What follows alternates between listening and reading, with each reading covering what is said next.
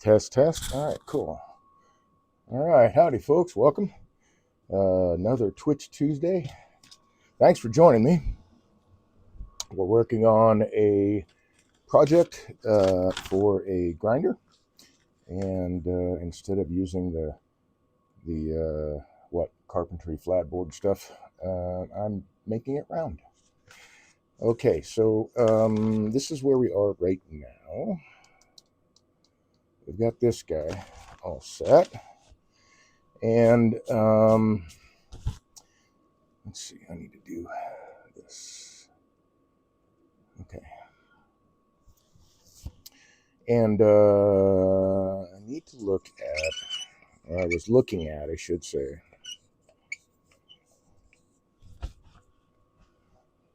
where I wanted to put this drawer. Because I got to part this off somewhere. And I really want to keep as much of this as possible.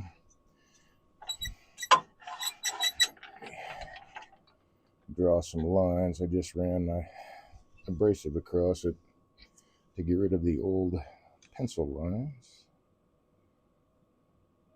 Let's call it that. So that'll go in 1/4 of an inch. We'll say that's maybe the drawer. Okay, and then we want 4.5 inches. So that would be there with another 1/4 inch. So I want to take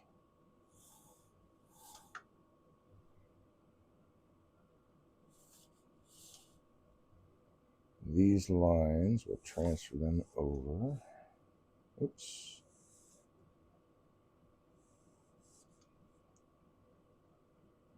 Got a bump there. Where there was an air bubble. Which means now I've got this to work with. I was thinking, if I use this side and I put the drawer in, I could take this piece out, like part it off. Actually, yeah, so I can take this piece and turn it in the drawer, flip it over so that it's facing this way, or I can do the same thing this way. And either way, the resin that's around the piece will show. And so that's where my decision is. It's like, okay, where do I want the top to be? And doggone it, I just haven't made up my mind yet. Let's see.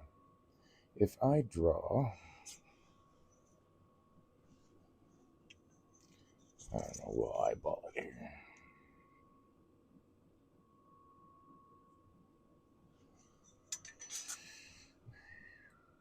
I want about a 1/2 inch wall thickness, give or take.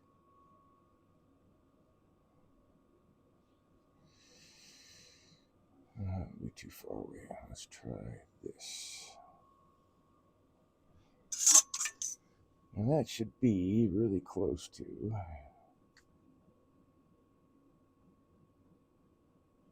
1/2 inch right there. Which means I should have something over here like that. That's probably too thin. Let's see. Nope, that's 1/2 inch. It's a lucky shot. So here is where I'm going to swap tool rests so I have a longer tool rest.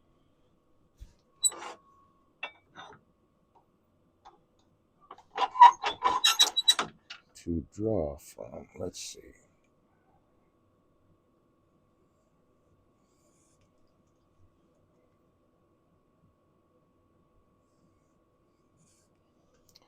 So this is the neighborhood I'm looking at. I don't want to cut this out. And I don't want to cut that out either, to be honest. But one of those has to go. And I think Well, let's take a look here. Let's see. I needed 5 inches, so that right there is 5 inches. This was 2.5, not counting that mess down there. So essentially, if I put it down here,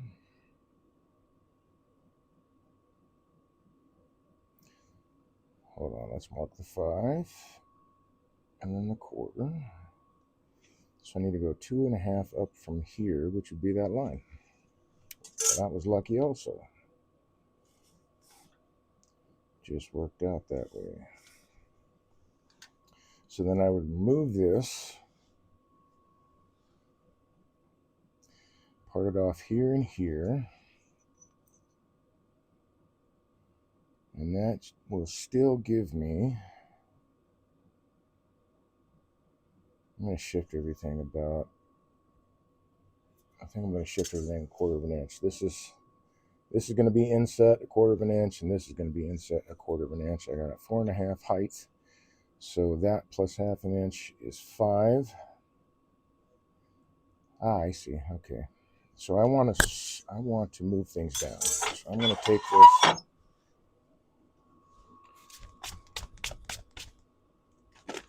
Where is it? There it is. No, I don't use that. I'll use this. A little bit of 220 here. Let's see. I think these lines are probably okay. So I'm going to wind up basically cutting the drawer out, or the space for the drawer out, and then cutting the drawer out of what's left behind. Yeah. Okay. That line's gone. We're going to get rid of that line.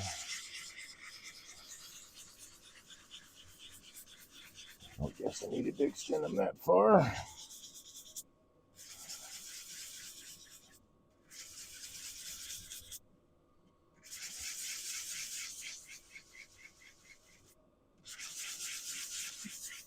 But I am still working on like the placement here, because I don't want it to look like the drawer was just thrown in there, right? I want things to match up as closely as they can as far as grain and all that. So if I take, I can go back here.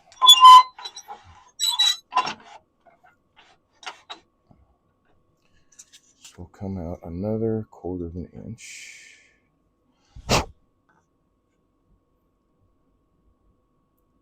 Right there.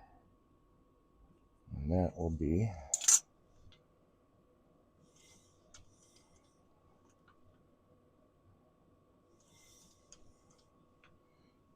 the depth of the inset there. Oh, well, no, that's filled with resin. But anyway, I'll take this off. And I'm going to try to save as much of that as possible, because that little bit might make a pretty cool lid sometime. And I need to go back this way.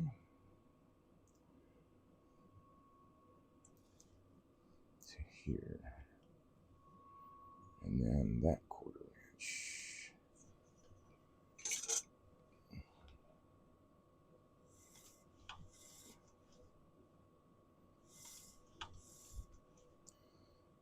And I probably really don't even need to set it that deep, to be honest. I'm not sure yet, like, I'm going to put this together. I thought about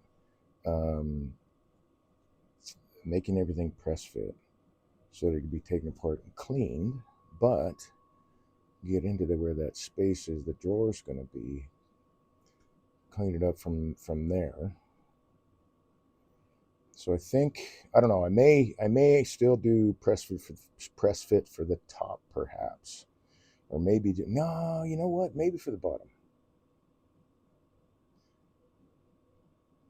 I don't know. I'll figure it out. Maybe glued together. I don't know. I'm not quite there yet. So that gives me.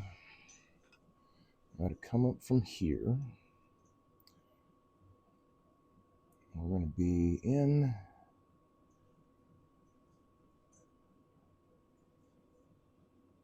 about this neighborhood.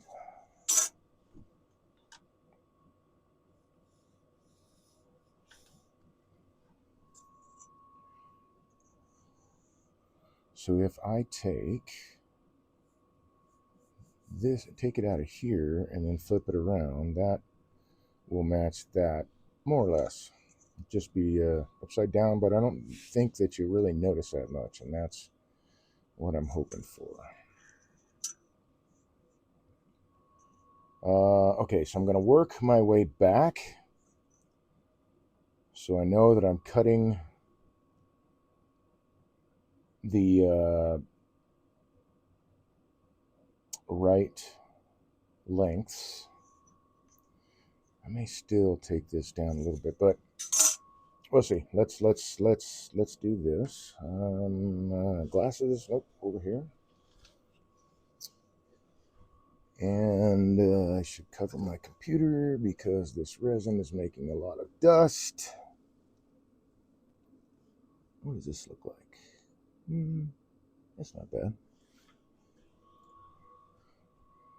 I think if I drop that down just a wee bit, that should be okay. All right, so I want to part it off here.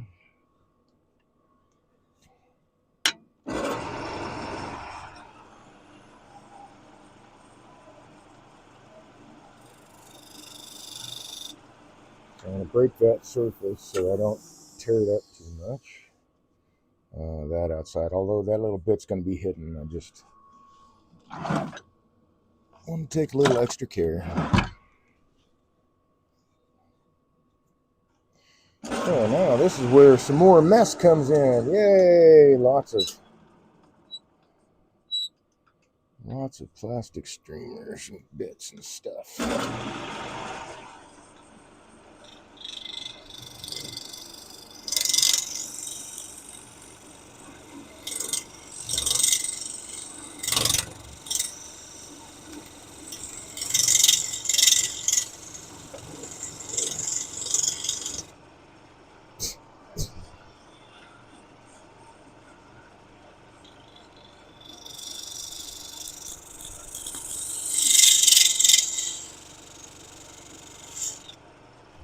I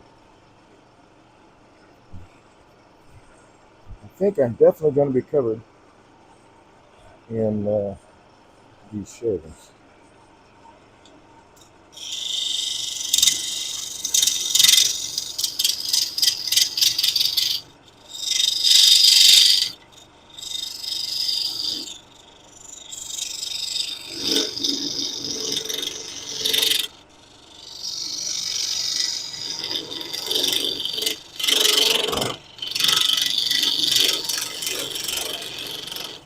So I'm going to take this down to where I can cut it with a saw. I'm not going to part this one all the way off. And I typically don't.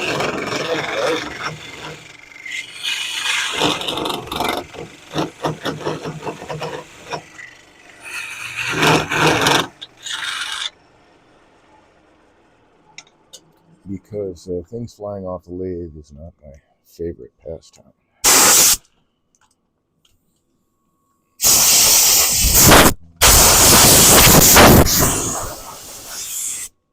Okay.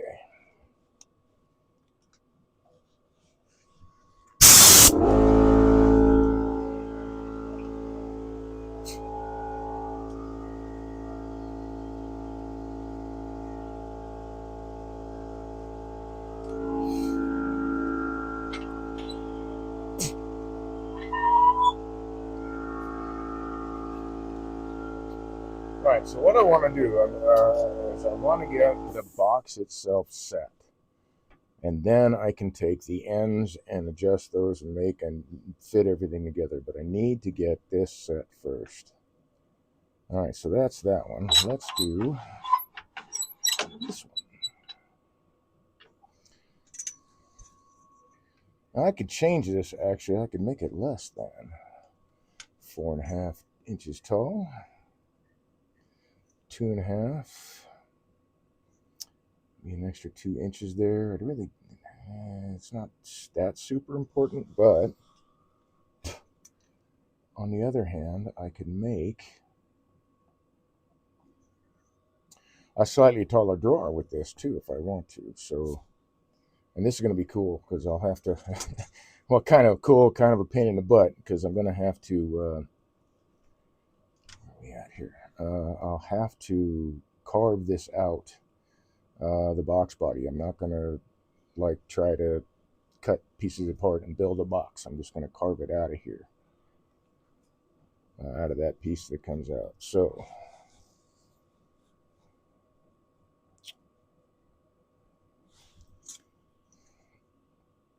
there's quite a bit of material to play with. That is a good thing.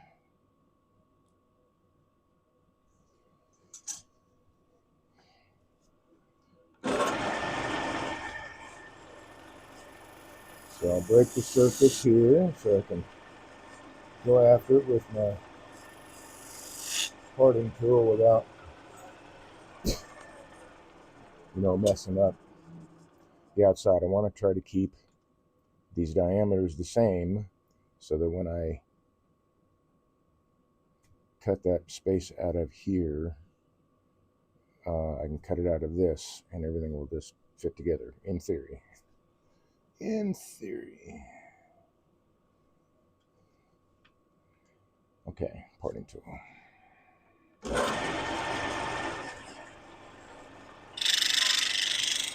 Ooh, that's a little warm. So I'm working through all that stuff. Cool it down there.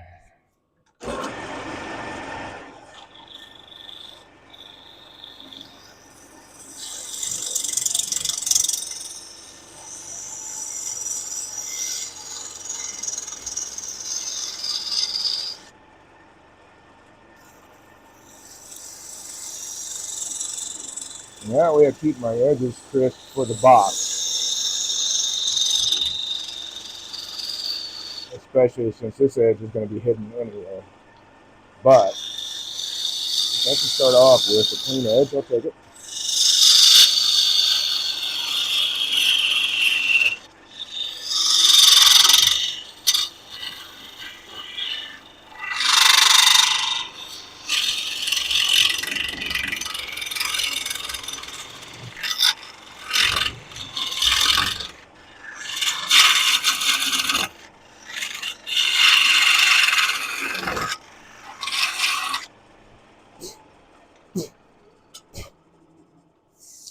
So what I'm going to do is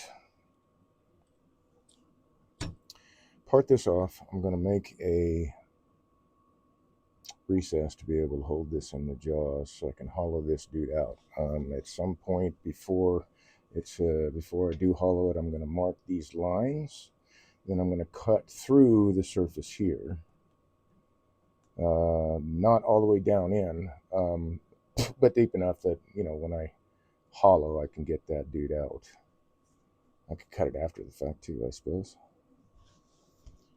It just might be easier while it's on the lathe. Okay. Oh, that would be really smart to give myself something to hold on to in the future when I want to turn this into something else, like a lid. Otherwise, I wound up putting it in the chuck to turn the tenon to put it in the chuck. I might as well just do it now. Where'd you go, dude? And in fact, this is the... Oh, no, we'll use this guy. No, don't have him over there. Okay. Whoops. Lens cover came down.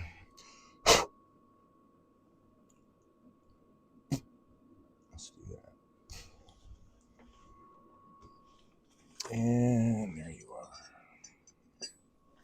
Come here.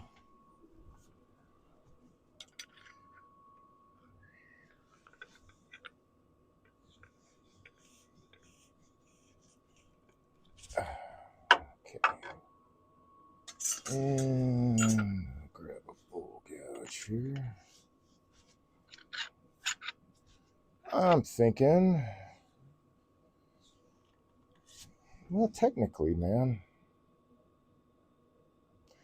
it wouldn't really matter if I stuck it in a chuck to make the tenon because I'd wind up making a recess for it anyway to turn the lid. Yeah. So, never mind. It's a step I don't have to take. There's my saw. There it is.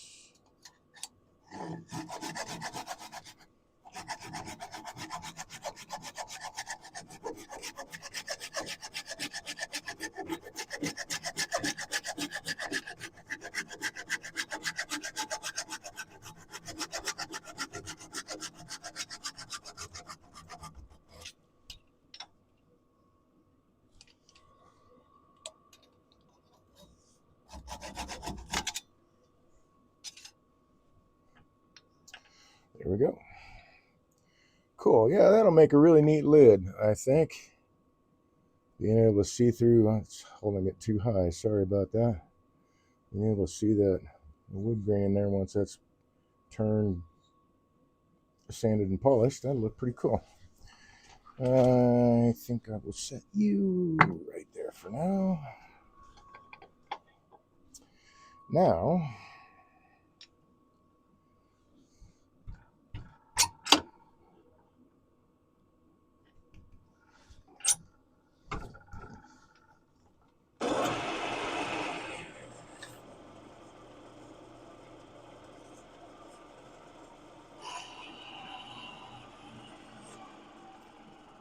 that's just ever so slightly. Oh, well, it's not this. Ever so slightly vibration here. So that's going to be, let's get that figured out.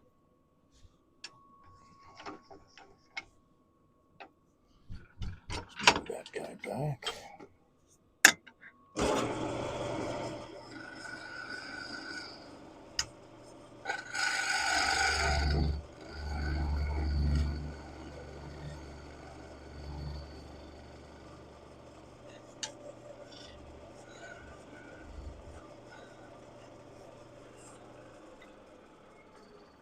Now we should be able to adjust this a bit, one direction or another.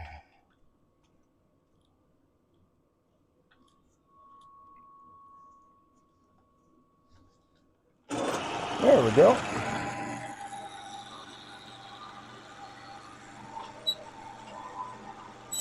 Okay, first things first, let's go ahead and chamfer that.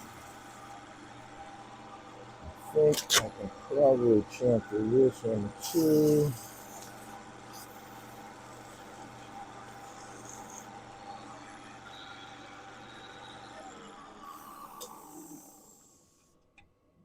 Okay. So, let's make that. Oh, wow, is that lucky? Is that half an inch? It's 3/8 of an inch. Maybe 3/8 of an inch wall thickness. Maybe that would be okay. We'll go with half an inch. We'll stick with the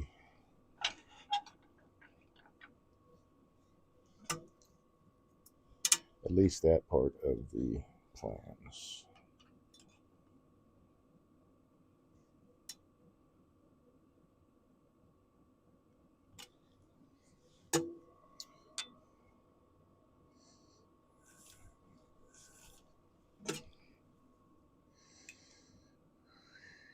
Cool.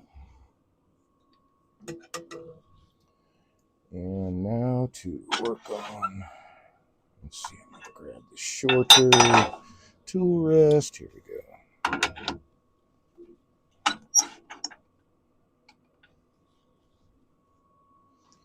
Bringing up some.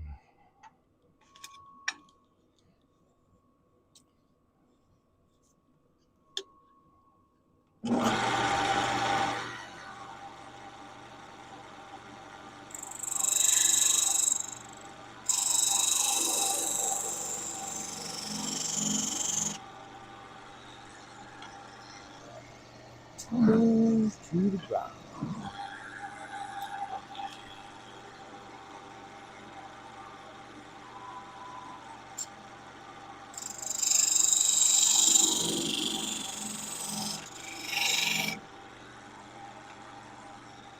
You know what? I think I'm going to back off my tailstock a little bit so I can get these tools all the way in here behind the hand wheel. That one will fit. That one will not fit, but I really just need that. So that'll be okay.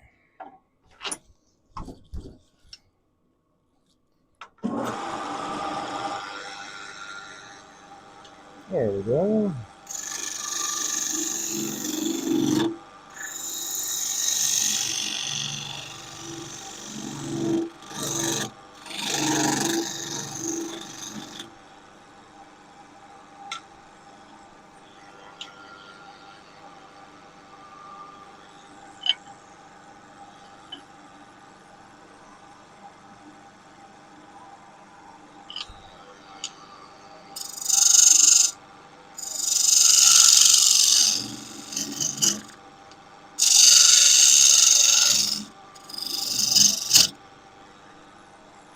And let's see, where's my guy?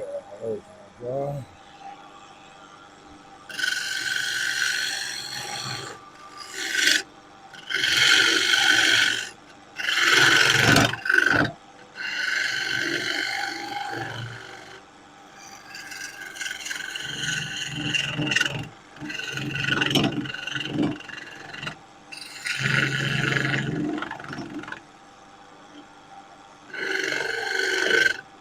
Yes, dude, it's not going to cut properly because you are too high.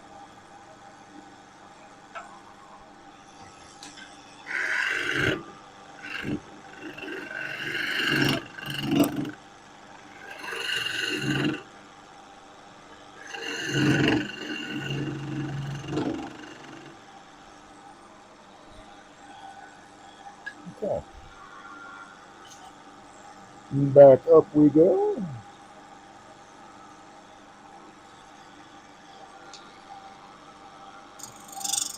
So I got my tool head pretty high because I want to cut right at center with this guy.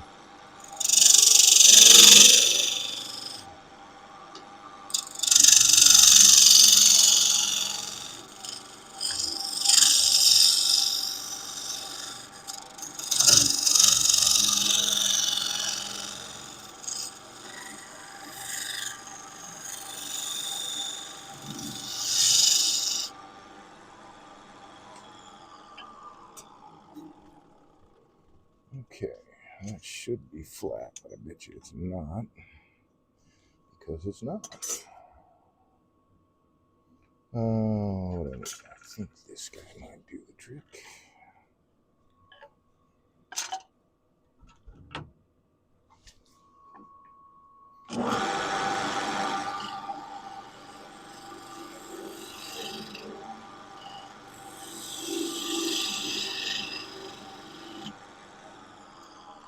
And I forgot to grab my little, I've got a little credit card sized piece of plastic that I use to set up the laser for the Jameson hollowing system. And I found yet another use for these cards other than just that laser, and that is to check how flat something is. I can get these into smaller, tighter spaces. And I think I could use a flashlight that I did not seem to bring. All right. There it is.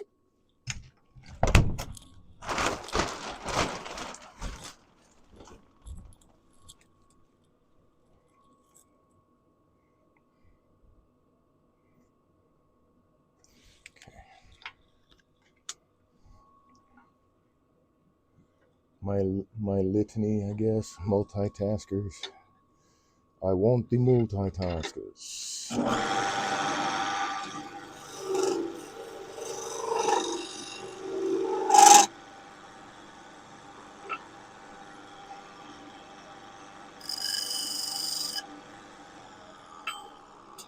All right, let's double check this.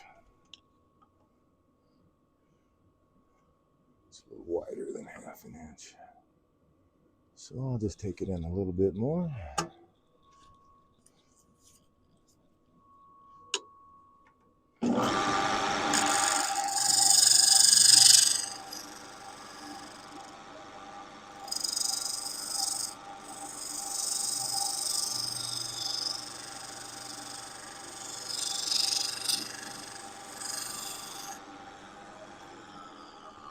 The only reason I'm trying to make this a 90-degree wall is so that my chuck can get in there and hold in there.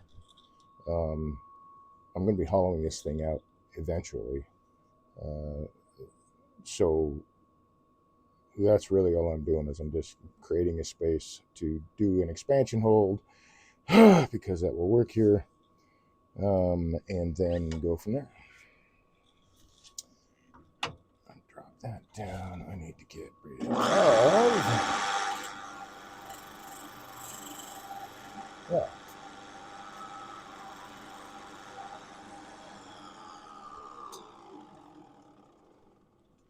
And now I need this guy.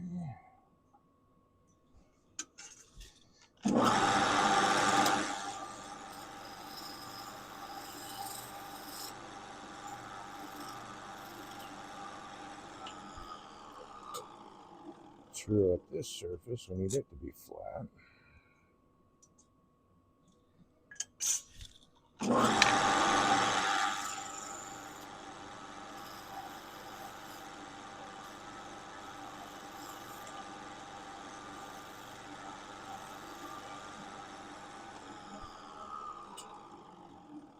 Just need to take angel hair shavings out. There we go. That's it.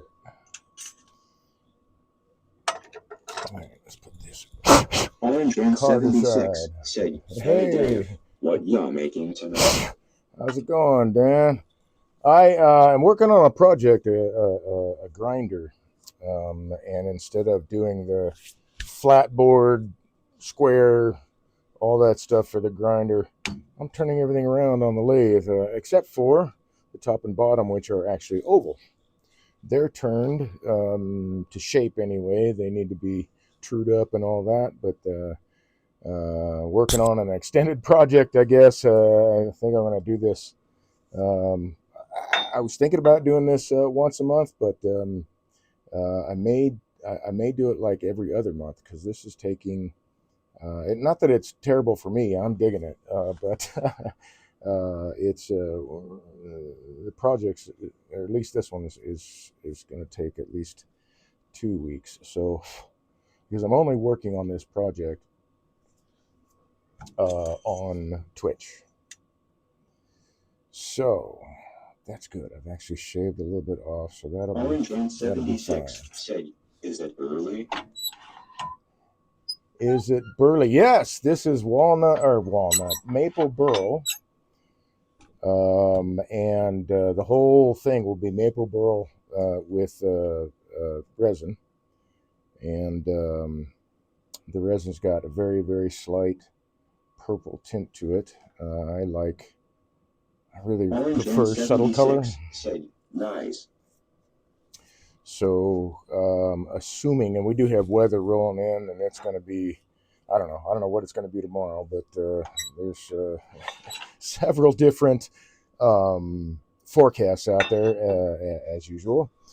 None of them really agree, but there's a possibility that I won't be streaming tomorrow night, depending on how late I'm out moving snow around. Let's see. Oh, one more thing I can check. Make sure that this is 90 degrees. I'll set that right up in there and measure it against the ways. And that's perfect. So that is a 90-degree recess. Now I can part this off.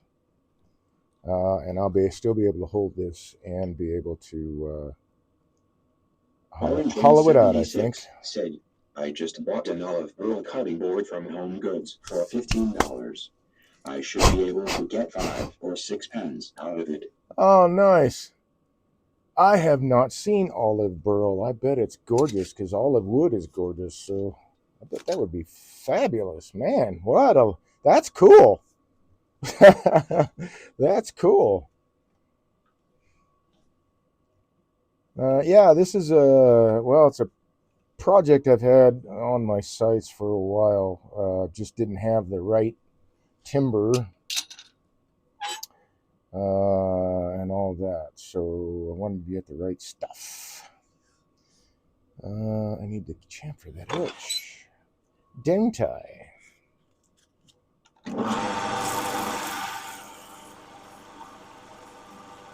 So my original idea, since you weren't around last week, Dan, my original idea was to take an oscillating cutter and then basically do like bandsaw bucks cuts without a bandsaw, not going all the way through, just to remove the drawer. But the test piece I did on another resin bill that I've got,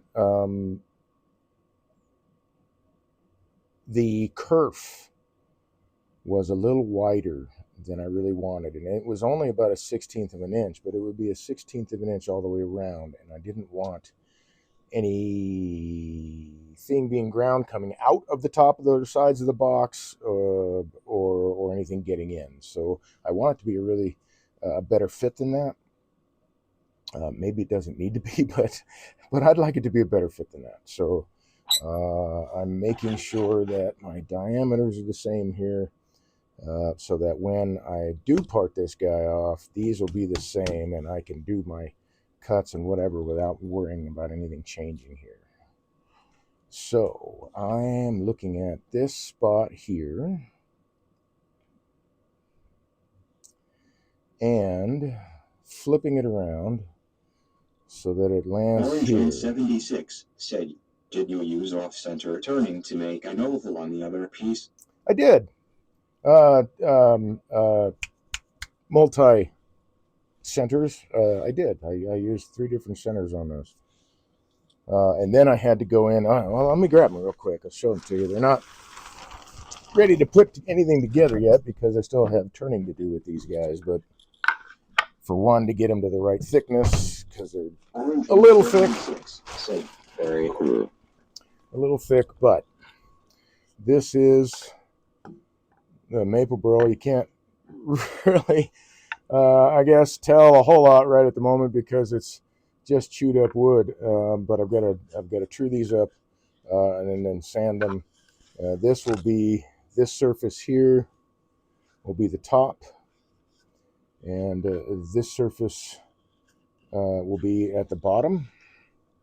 And then the grinder, that's a hole that everything falls through. And this oval is ever so slightly smaller than this one, so that it kind of has a little bit of an inward tilt, if that makes any sense to you. I will have to true these up, but not a big deal. This is the top.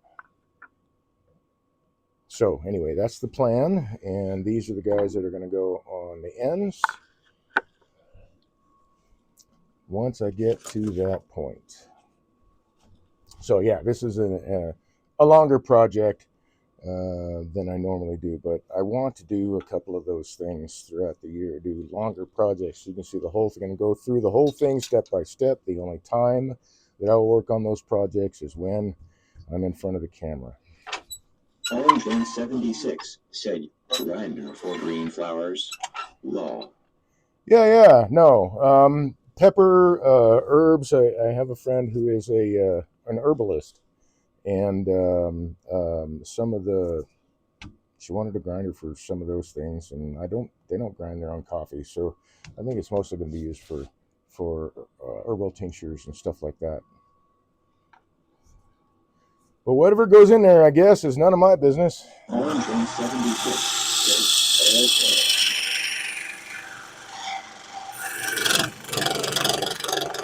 I mean, this thing is starting out. I mean, it's a coffee grinder, right? But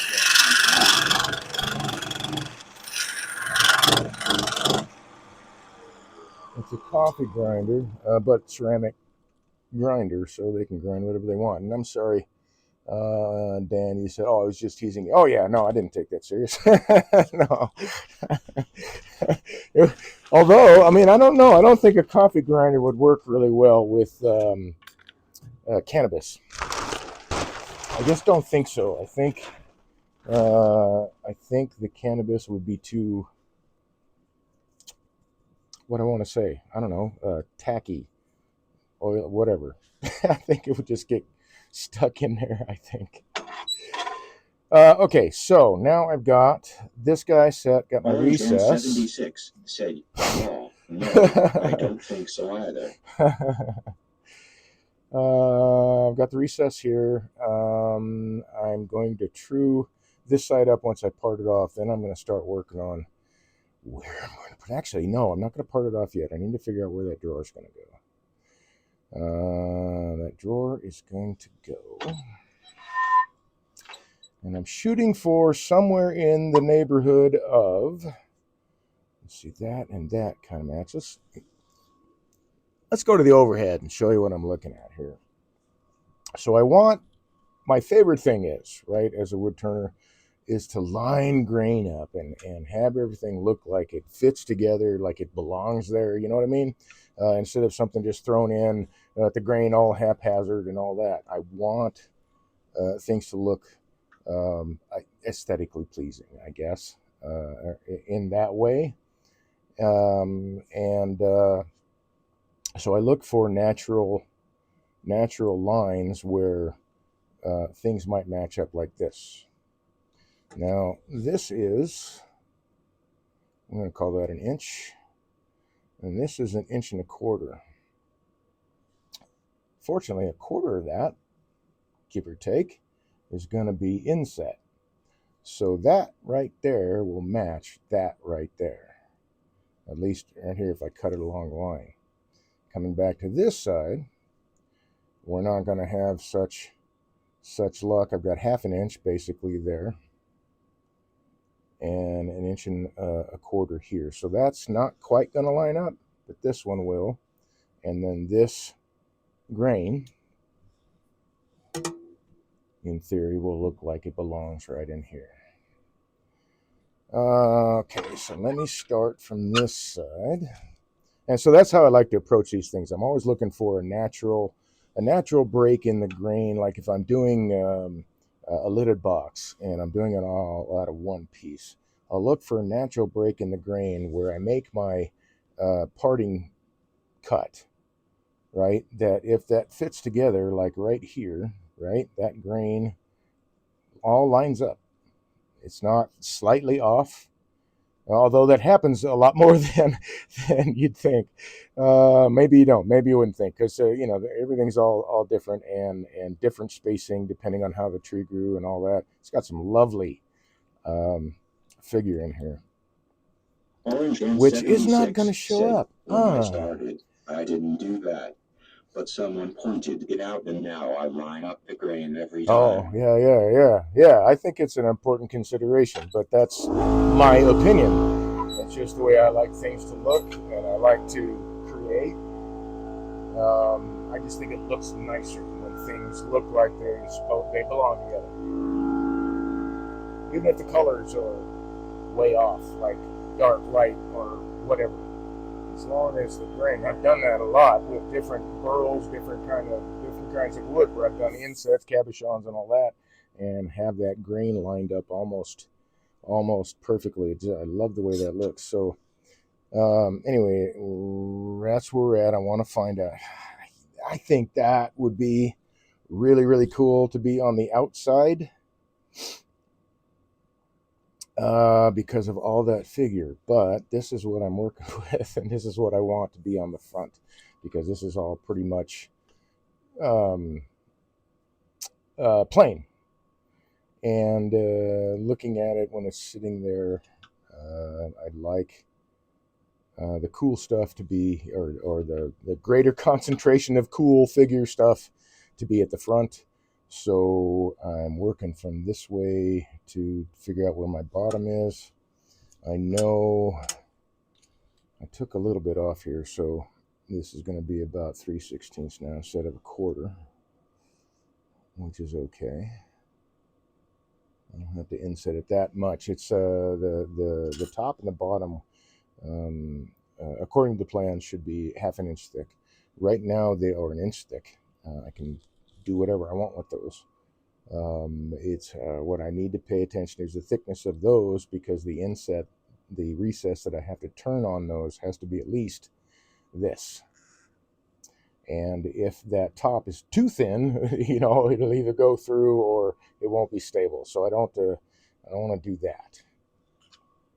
But I know that's where it's going to inset. So I'm going to shoot for still my 2.5 inch drawer. Whoops. Ooh, almost lost that. Orange and 76 said, Law, Funnel Club. Yeah, right. Yeah, I've been there. I think I was a charter member for a while. Starting to learn things, made more funnels than I wanted to.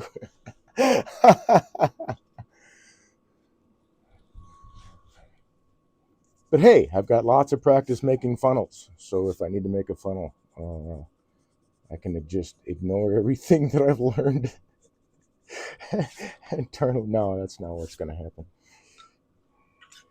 I don't have this measurement quite right. 2.5. Now this is just a guess. I mean, I can make the drawer taller, shorter. I'm kind of playing around with dimensions here because I've never, like, the woody parts, whatever you grind up on herbs, the flowers and probably leaves, the stems, whatever. Roots, I'm sure. Once they're dried, like chicory root would be, yeah, I mean, that would work. I use coffee substitute and grind that up all the time. I don't, but people do. So I can change this size of this drawer to be anything I want. I'm going to have to eventually change this drawer. Sorry, the space in here. I'm going to have to eventually change it a little bit anyway. Once I make these cuts, this will have to be turned to fit just so. So if I take this here, then flipping this 180 degrees to set in here to replace this, the resin will still match up where it needs to. The timber will more or less match up here. Not quite here. Be close. And so I think that will look the best and not be like, this isn't plain, but this has definitely got a lot more visual interest. So I don't mind this being at the back. Although, I mean, that figure, yeah, this is the drawer. That figure is going to disappear into the piece, unfortunately. And I think, oh man, I got to think about that too. I may need to set this up. I may have to turn another cap, for the simple reason of, because these diameters will be the same, the back wall where the drawer slides in is going to be about half an inch. So this is going to stick out about half an inch. And so my idea here is that I make an end cap so that I can set that in there with my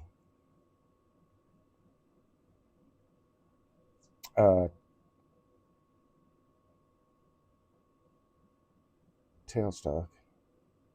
I just had a random thought. And then put the drawer in there with that in together. That will hold it all together, except the drawer may spin out. But I could get that cut. So I'll figure out a way to get that drawer to fit in there so that when I turn it again and turn the outer part of that drawer to match this, then this won't be sticking out. So, okay. Had to walk through that. All right, I need to change my tool rest again. I need a longer line.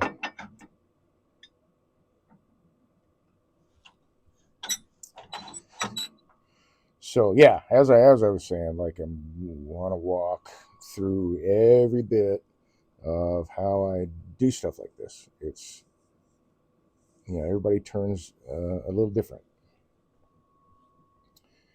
Okay, now I need my 1/2 inch ish.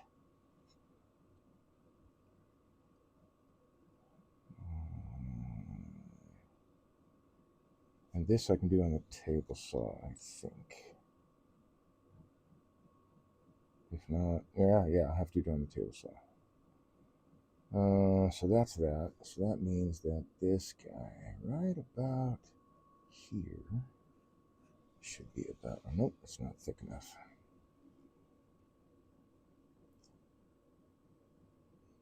I will find it in a minute. Oh, yes, it is. No, not quite. I'll go right there.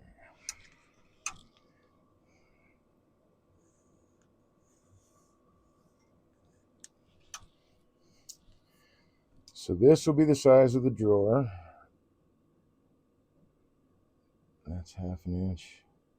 That's 1/2 inch. So that gives me that 1/2 inch wall thickness on the inside. I'll be cutting this part square.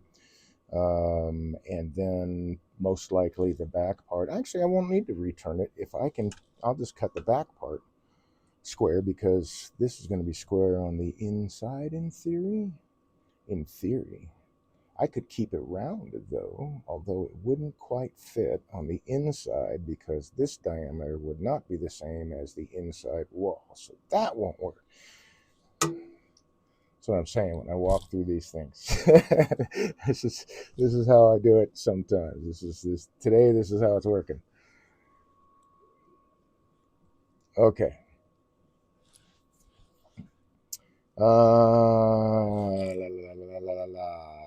So that means I would have to cut that square on the back. Well, let's get this thing parted off because I think I'm at the point now where that's pretty much all that's left for this piece, other than marking out lines. Oh yeah, marking out lines, Dave. Okay. What am I looking for? I'm looking for this guy. Nope, not that guy. I'm looking for this guy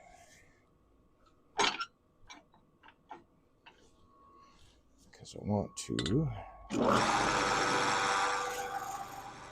chamfer that edge a bit.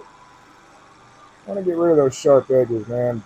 And plus, it'll fit better sliding into the recess if the corners aren't even slightly flared out from doing any turning. I'll just chamfer that and not worry about it. Okay. So if this is accurate, and that's a big if, I'm going to call that 1/2 inch. So if I come down here, I've got a 1/2 inch. I'm going to go with that. Now I've got to figure out how I'm going to, let's see, for this it'd be the table saw. How am I going to do this guy? So I have to cut this line, and this line. That will leave that out. That is going to be round in the back.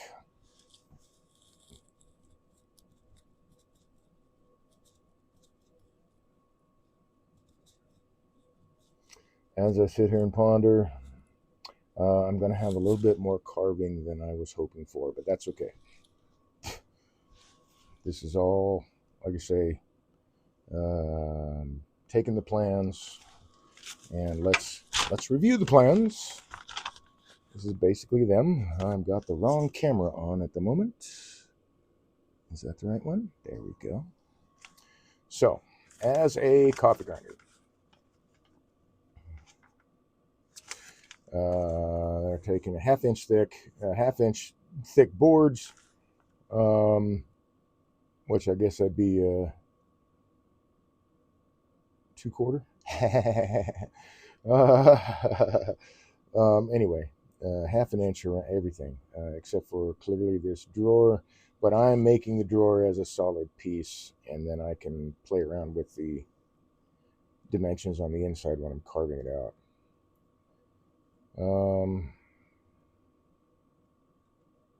So yeah, set this aside. So I'll need to cut here, here, and here to get that dude in there. And I still got all kinds of room to play with if Orange I Man don't use 76 this whole said, thing. "Man, you are more skilled than I if you are making a drawer like that but in a round item." Well, I don't know, maybe. I haven't done it yet, so we'll find out. I haven't done it yet. But I think I have the skills Orange Man that I can do it. 76 said, "Law." I think I do have the skills that I can do it. All right, so that is 2.5. If I'm taking from the bottom, my 2.5 stops here. Actually, if I leave this alone, I can shave off top or bottom a little bit here, a little bit there, wherever I need to get this to fit properly. So, leaving that alone. I now think I need to cut these lines. And we're going to do that.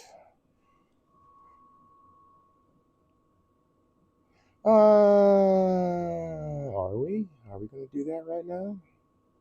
Are we going to do that right now? I think I need to take this off and draw my straight lines here and here based on the inside diameter, because this is 1/2 inch thick. Wait, are you saying you're a 32nd of an inch over? Oh!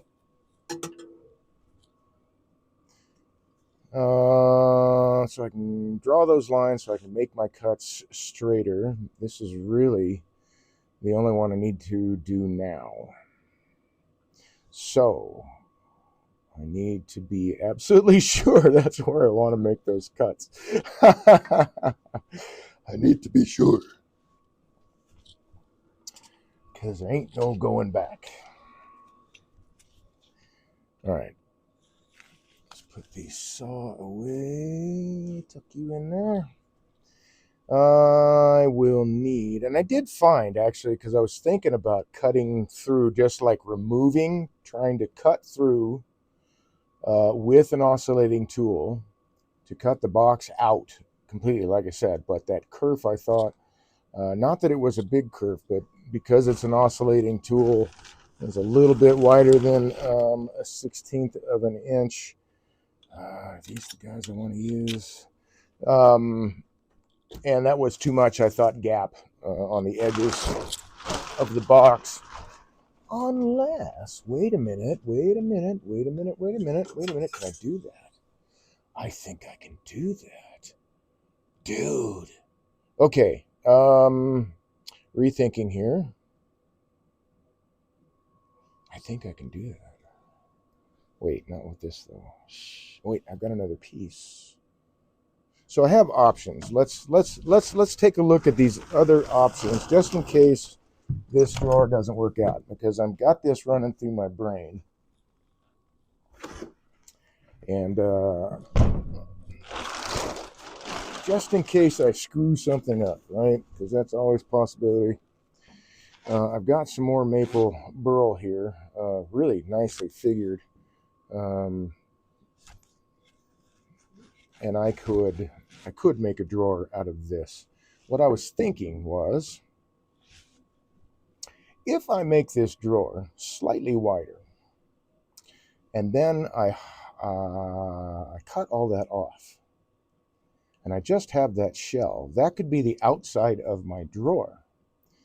And I could turn one from this to fit, so that when this is slid in, this face is flush with the outside. So that is another possibility.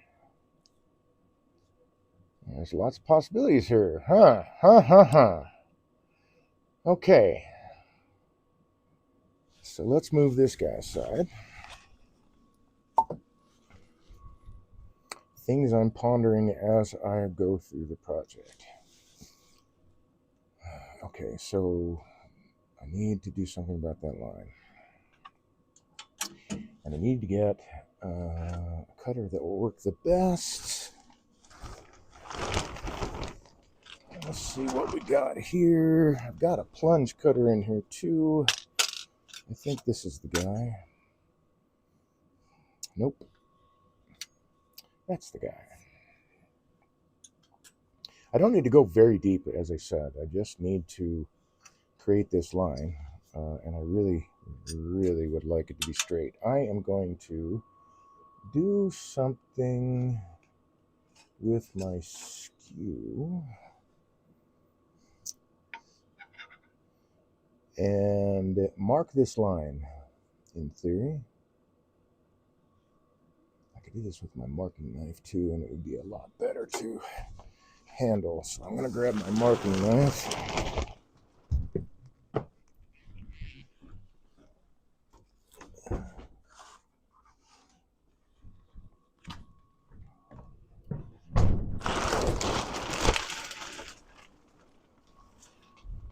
Okay. Marking knife. I want my straight edge to be here. Let's move this back a bit.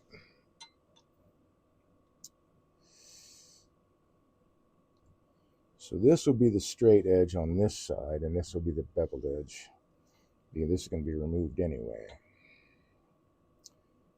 I just want to scribe this line, if I can, so that, cutting the surface fibers so that when I start going through here with the oscillating cutter, there we go. That surface is already broken, and so it won't tear it up. In theory, this will save me some work.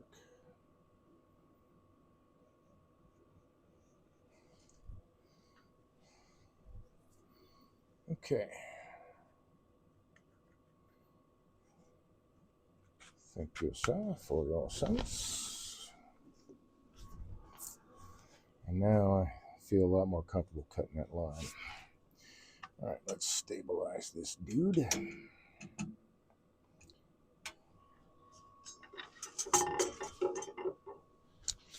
And I think I'm going to go after it sideways. I'm not going to use that guy. So I'm going to use the plunge cutter to get in the corners, and then another cutter to do whatever it is I got to do. Wrong side. I want it on this side. There we go. Okay, so I need to go after this first. There we go. Now, I'm going to go in at a little bit of an angle. I can straighten that wall up later, or actually I will once I cut this. I'll straighten this wall up later, but I don't want to leave a big cut mark in the corners. I'll work those corners into shape with a chisel, saw, whatever, carving tools, whatever, to get that perfect corner in there. And I need to apply power in order for this thing to actually operate. And while I'm doing that, I probably should move tools out of the way because the power cord will probably drag things off the lathe. There we go. Make sure Orange that's and off. 76 said, guys from my Masonic Lodge went up north to a hunting lodge. We saw large antlers in the deer that was almost entirely white. Wow. Wow. That's pretty cool.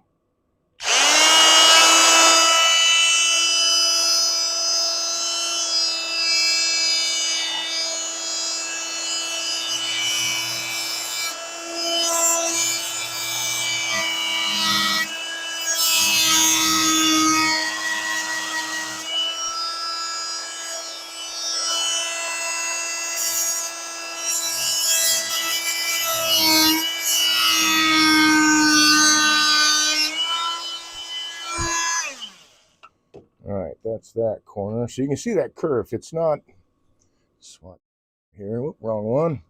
So you can see that curve. It's not super thick. It's a little bit thicker than the cutter though, because of the oscillation. So that gap I thought was way too much. Orange Dan 76 said, your auto mod locks the posts when I say the city. GA.Y.Lord minus the dots. Oh, no kidding. Huh. You know, let's take a look at that because I didn't think I had anything set up like that. Because it doesn't bother me. If people are going to be jerks, that's one thing. But, you know, if you're going to, you can say what you want. No. Okay, I just goofed up my whole visual here. There we go. Will that work? No, wrong one. Bear with me. I've got this chat window is just, let's try that. There we go. Took over half my screen. I accidentally, no. Stop that. Okay. I see what it is. So now I need to close that, and chat needs to come back as that guy. And for some reason, it's not pulling up the chat.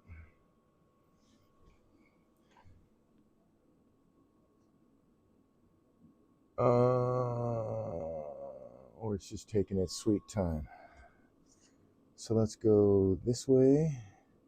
So we got Orange Dan, TC Schmo, howdy. I think that's about it so far there. Chat's taking a while to get back up. I wanted to set up or go to settings there. Settings. Today? Uh-oh. All right. Shit. Let me try that again. Okay, so all right, my computer momentarily froze and I thought it was gonna die. I'm still not connecting to chat for some reason. Let's go to settings. It's overtaxing the computer. Sadly. All right, let's go to output, audio, video, advanced. I got the stream, but it doesn't say anything about chat in the stream. Advanced. Also nothing about chat there.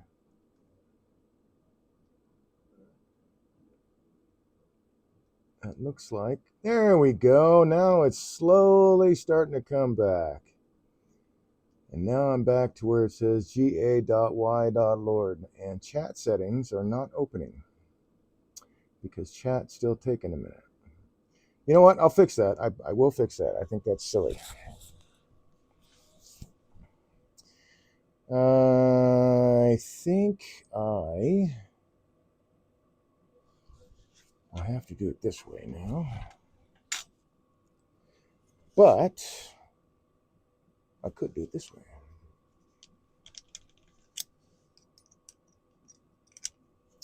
These oscillating cutters are kind of cool, man. The only thing I've ever used them for at the moment. Dan 76 said, I was just letting you know about it. I appreciate it, man. I don't want that setting to be so prohibitive. I'll figure it out later, though. All right, so I've got my line scribed there. I need to get this corner.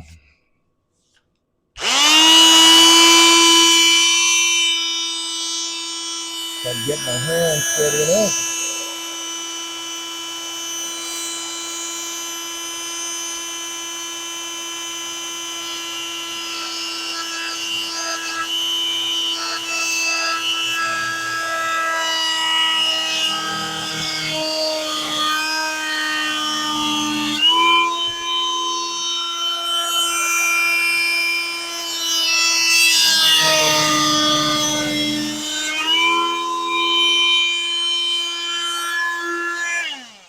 All right, so that's that corner and that corner, and that's, well, let's see. I think I might.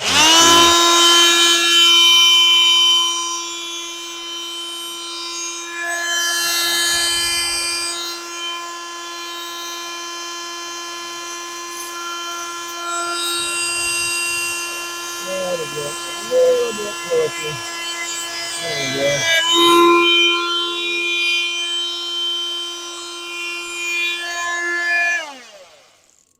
And now, you know what? I'm still going to use this guy.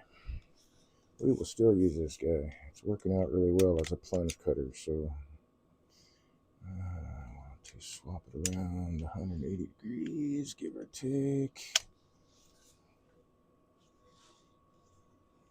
And then come down this way. No, don't touch the lathe power.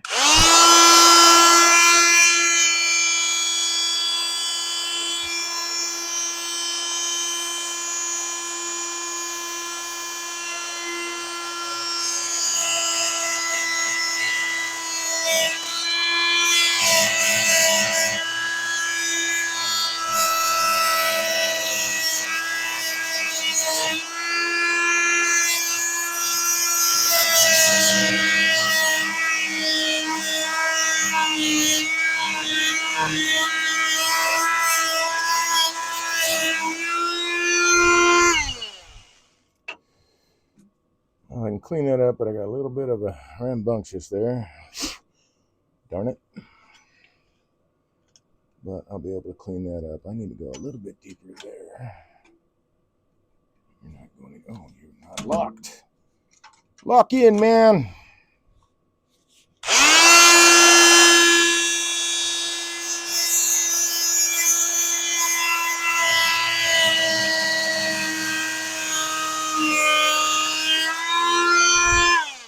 All right, that should be it for that. That tool out of there. Put you, where did I put that? Oh, right here. Duh. Right in front of your face, Dave.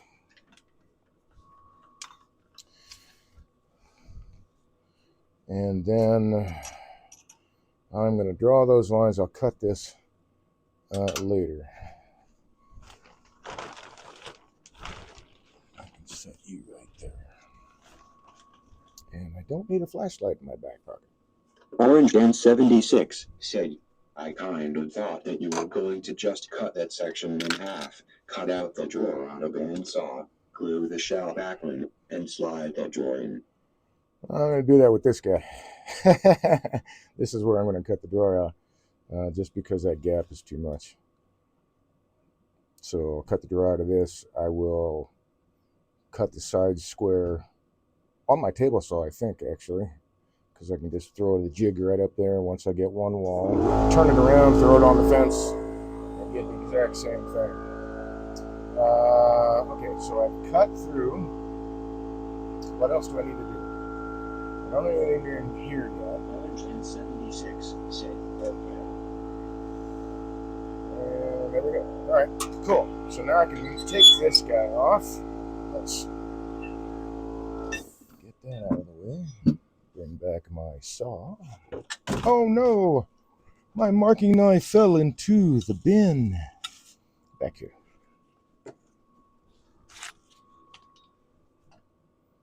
How we doing on time? Not bad.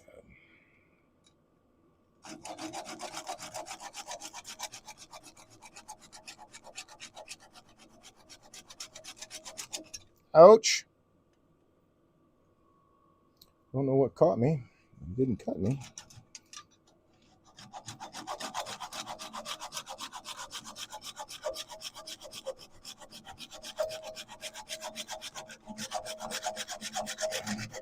I probably am going to wind up replacing this flush cut saw after this project because I'm cutting through resin with this as well as wood, and they're fine teeth. So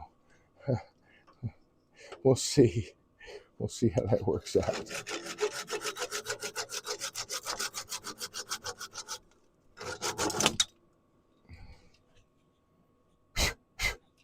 Okay. Now, saw back again.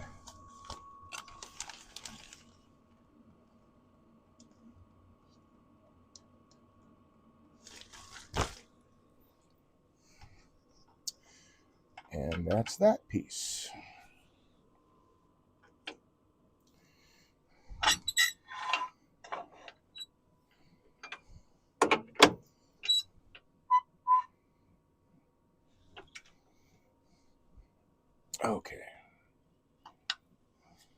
I'm not locked down.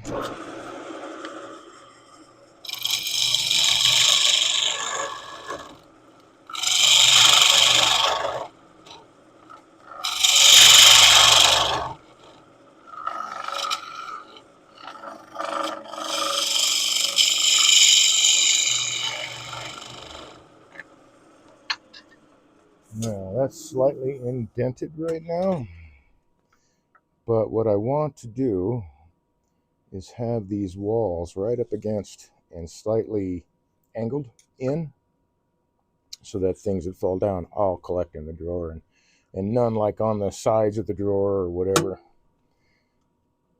Probably still be a little bit of that, however much I try. Let me rethink this. Do I want to make that? I may want to flatten this guy out, actually. Yep, let's do that.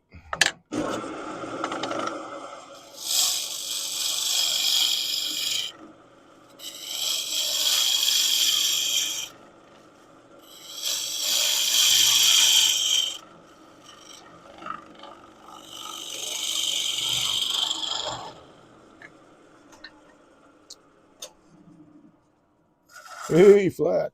All right. So now I've got all of that, and I can carve out wherever this is going to fit into the thing. No. Wait a minute. Mr. Postman.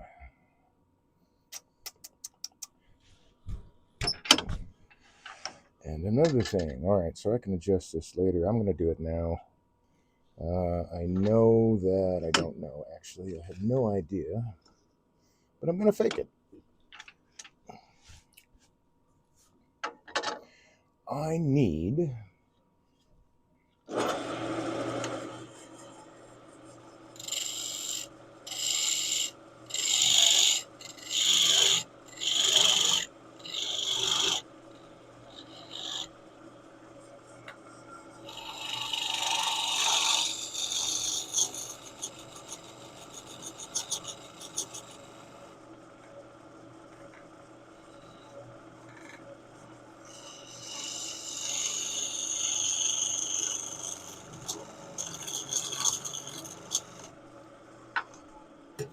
something like that, probably a little bit bigger. Nope, that'll be just fine. All right, so now I need this guy. Not at center.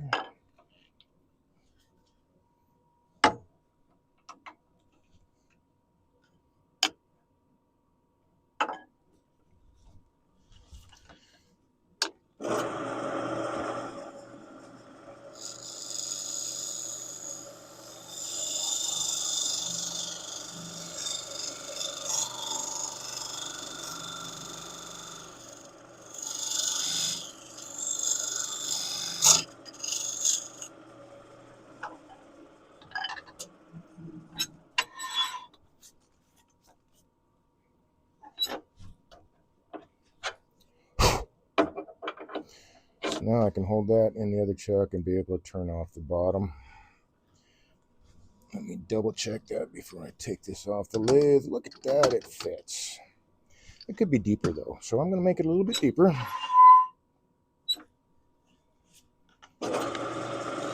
Whoopsie daisy, and I'm going to actually tighten down my tool rest. This time.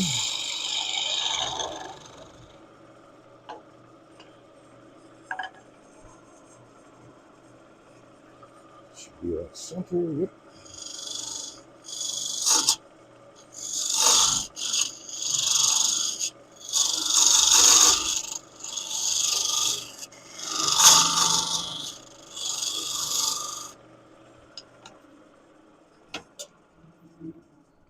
Okay, now I can take this guy. Where did that come from?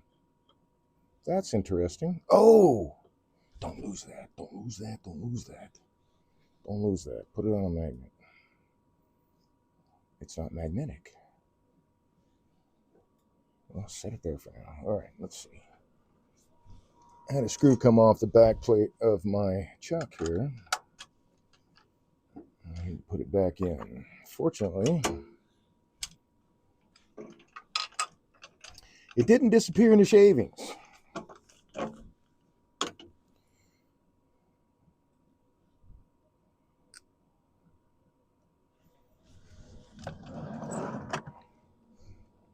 What? I don't have my screwdriver right here. Oh, yes, I do. It's just in the wrong drawer.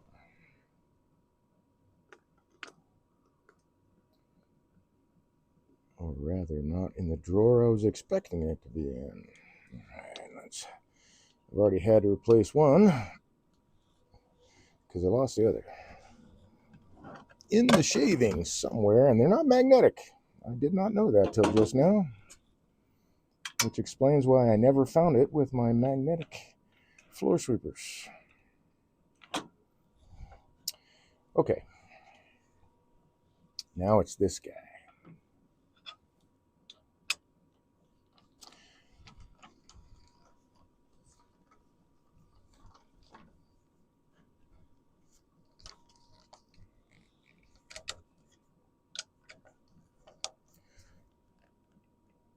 I got 1/2 inch of wall thickness of burl wood and resin, so I can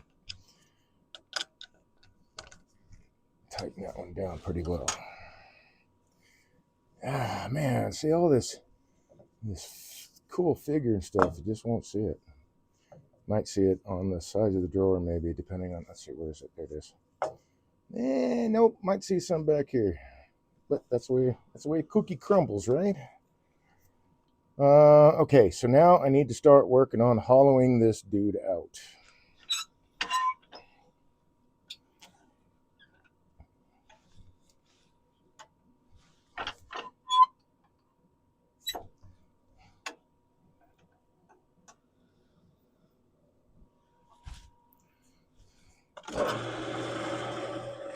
This tool away.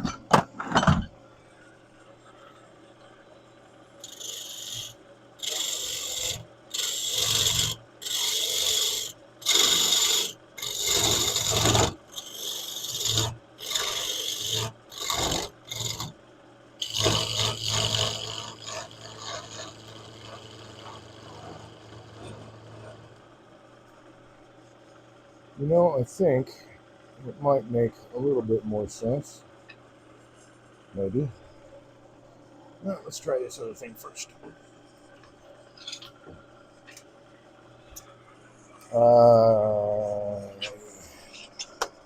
Kill that power. Get this guy out of here.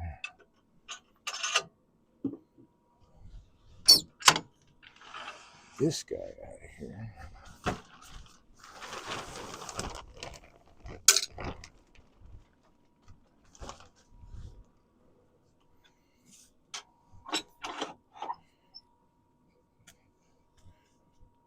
That is really hard burl wood. I think I'm going to go ahead and use Forstner bits to open this up first.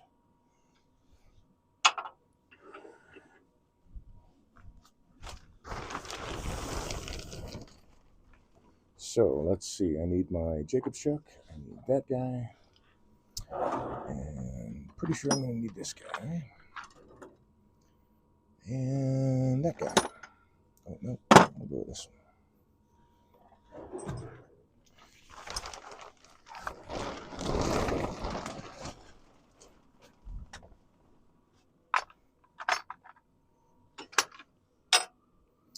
Okay. Don't you go nowhere. Stay there. Let's get a smaller one first. How about that guy?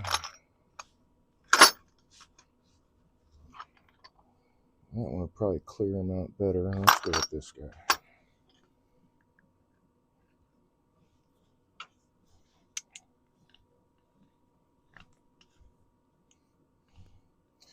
I can go right to the drill press and do this too, but I don't know that I have a good place to hold it without marking up the outside.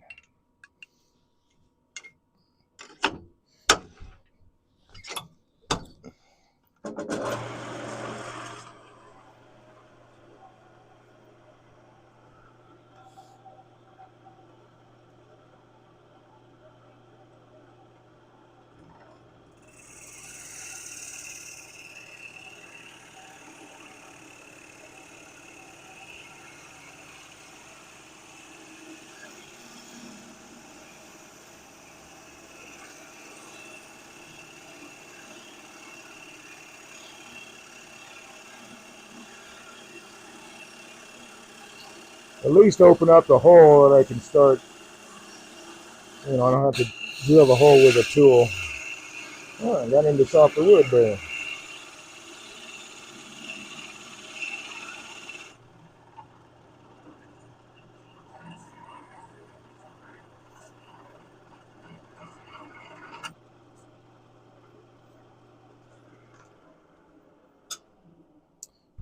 Back this guy off a little bit. Are you the same size? You are. Okay. And I'll put you in here with these. And I'll grab this guy.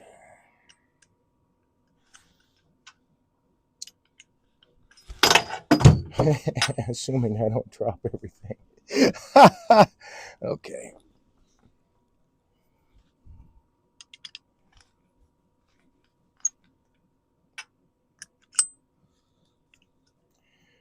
Where's that flat? There it is.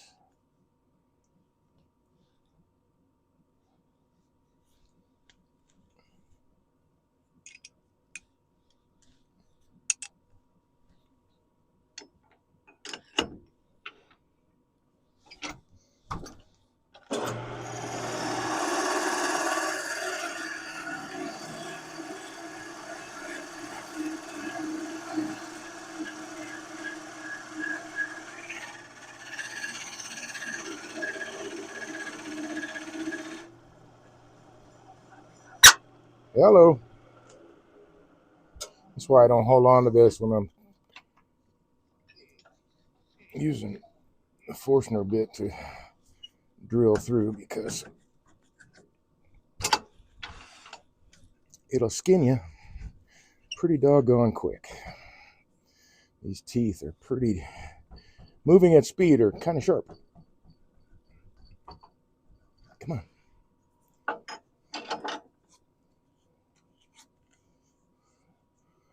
So basically I've only got down to there, but that's okay. I think I can work with that. So I'm going to open it up some more.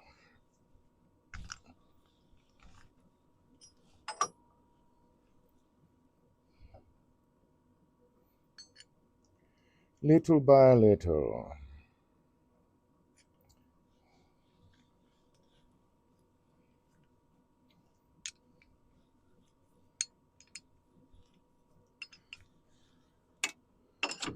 I'm probably one of the slower people on the block. It took me a couple times working with Forstner bits to realize that they work a lot better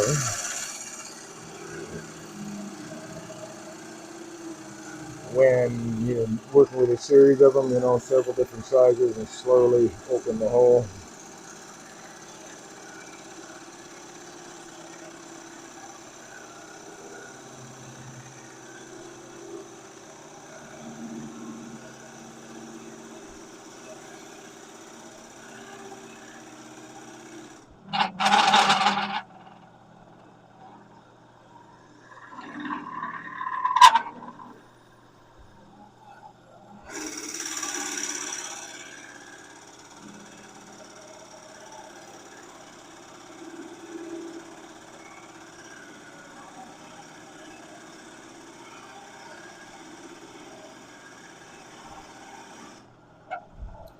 Holy mackerel.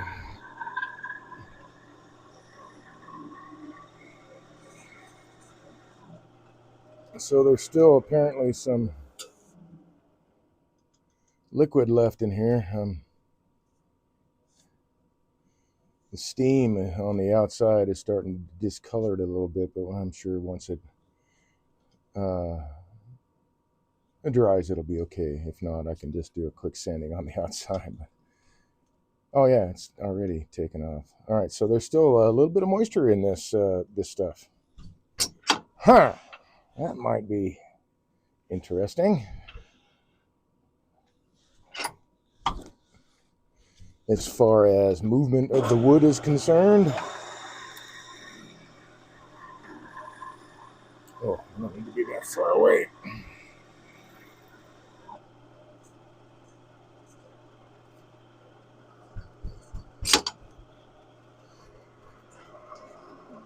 Go to this guy.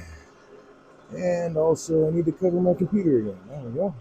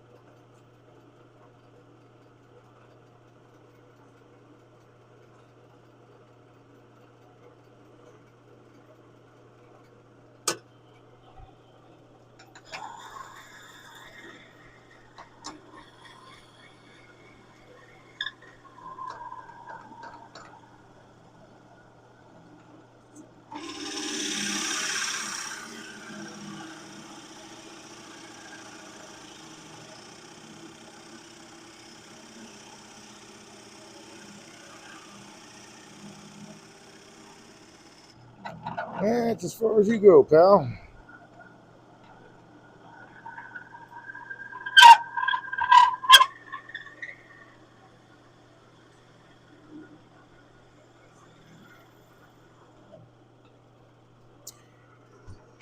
Gives me a little pause to think that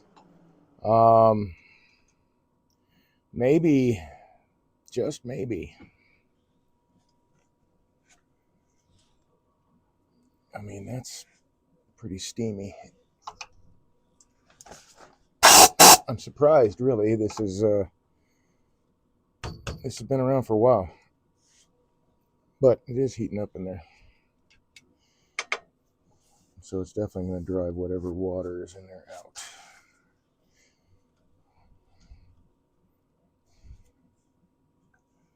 So now I should be 3.5 inches in. Once you give me about that to go, I can do that. Once I open this up some more, I need to put that aside, and this aside.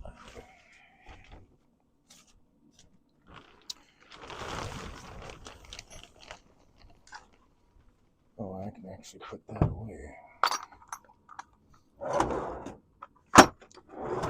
Okay.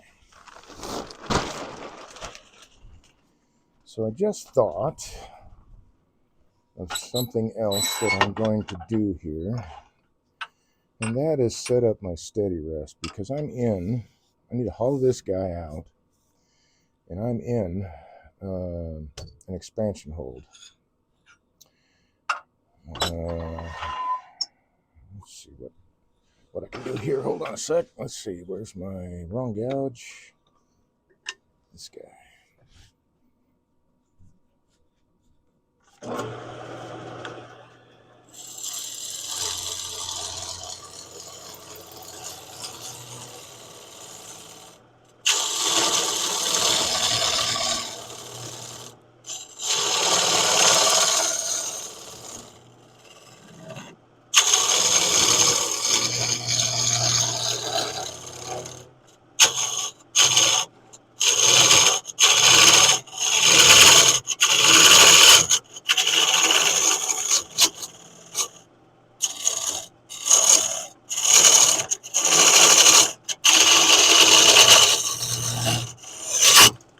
Hello.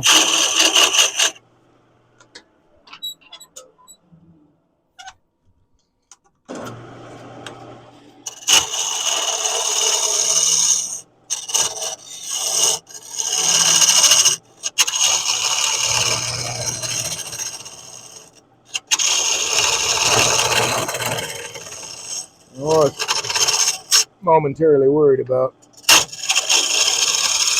whether I should haul this out.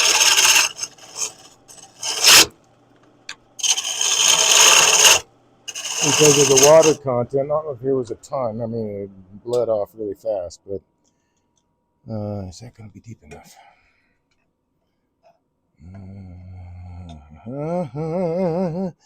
Inch and a half. I need, what's that, 5. I need another 2.5 inches, so that's got to go in further. Okay.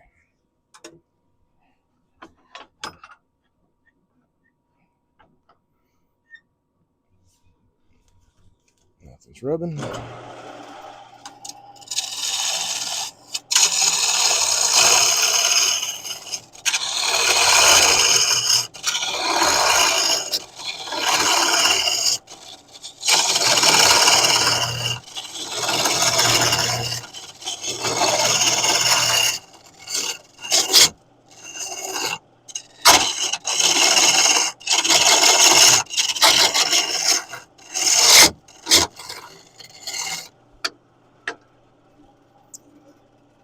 And for some reason I kept it moving slow. I forgot to turn my speed up.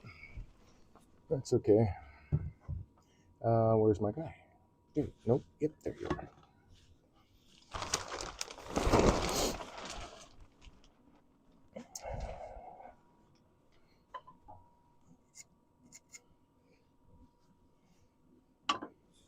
Let's see, my 1/2 inch. It's still thicker than a 1/2 inch, but that's okay.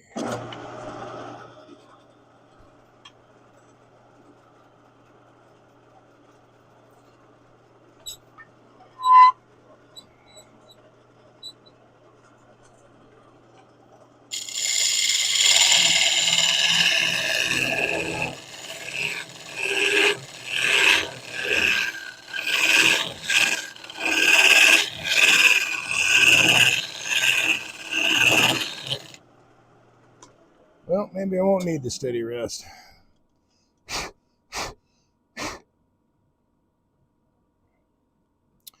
Okay.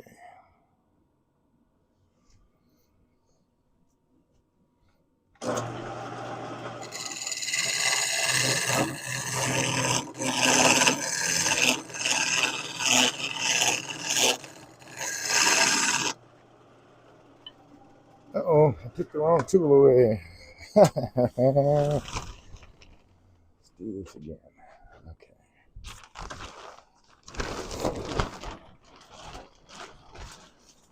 Oh, that's a bummer. I don't want to use that one then. Yeah, that's the guy.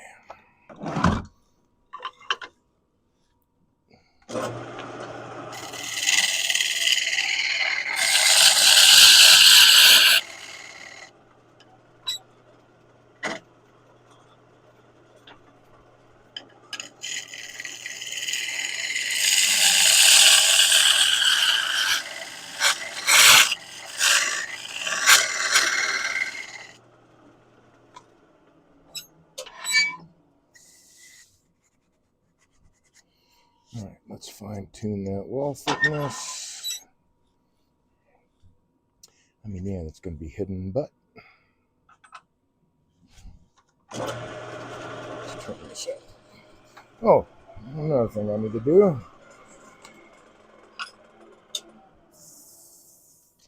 Let's double check that our chuck hasn't loosened up any. Okay. This guy, I don't need this guy.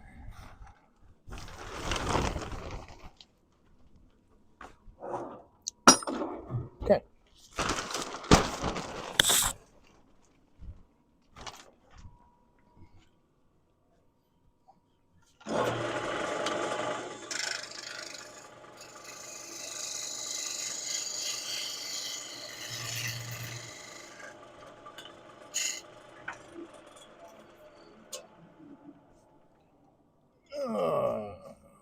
Just a matter of a few moments.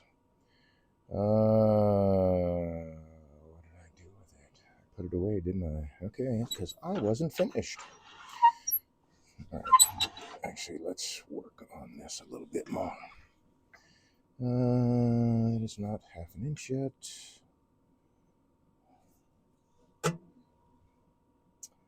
I will go with this guy.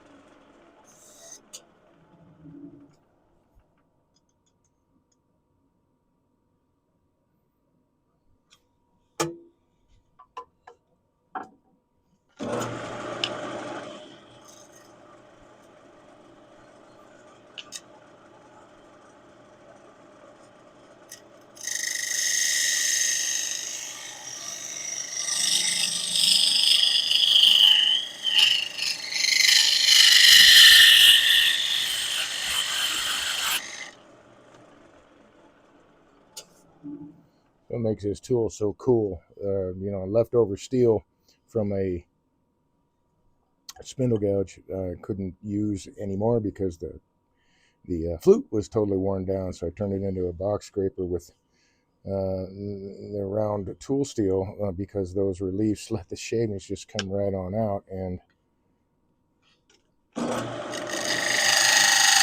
I can ride right along the wall on the other side because it's round. Okay. Can't quite reach that. Let me get in there a little bit closer. Nothing's right there.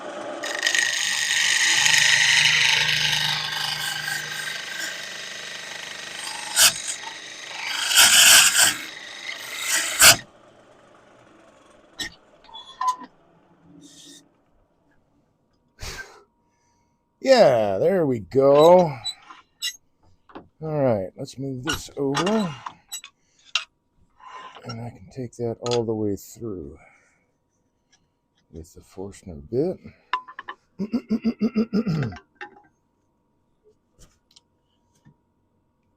Not you. Let's put you away. And put the Forstner bit over there. Okay, so it went all the way back. Yep.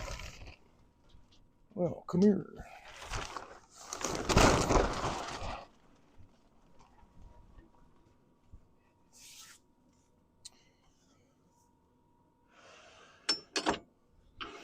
So now I definitely have enough room for the Jacobs chuck to clear everything.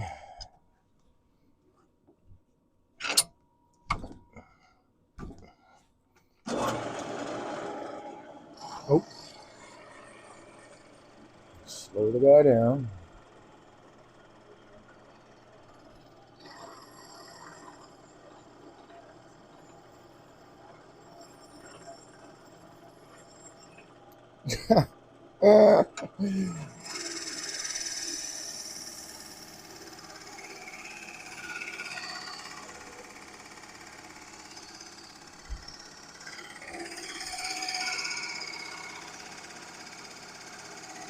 So I'm definitely going to clear the jaws.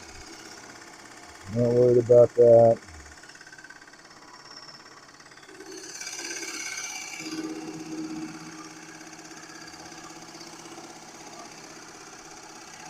Just take my time getting down there.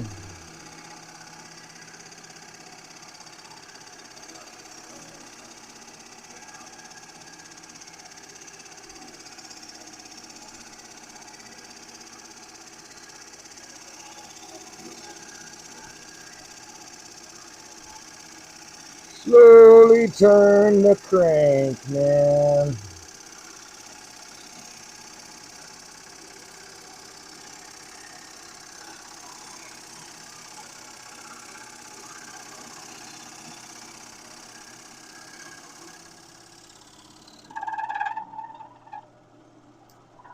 And I believe that was through. We'll find out.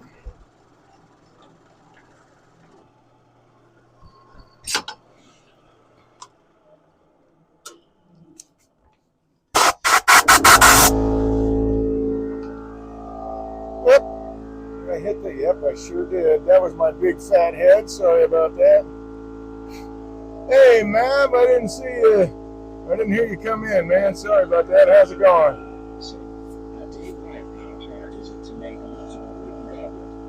Not very. Not very. Ouch. I would definitely turn it in spindle orientation, but that's not really that difficult. Okay, that's all the way through. All right, think. Said, could I make you?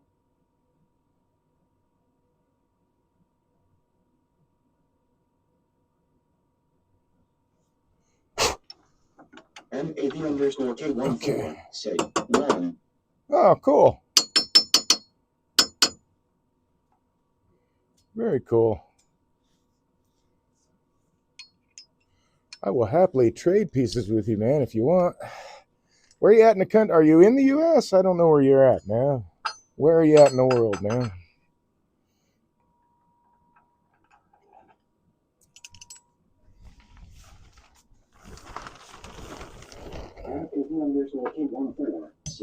Toying with the idea of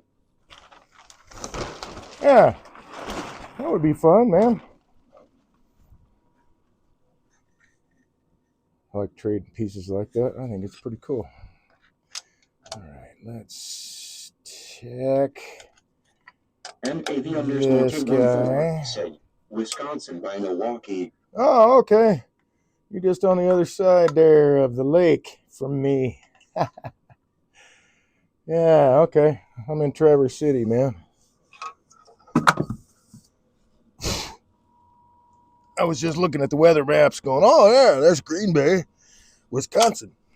Where's all this stuff coming from? Said on the lake. Oh, wow. Nice. No, that doesn't go in there. This goes in there. Nice. I know a couple people have houses on the lake. Yeah, let's do this.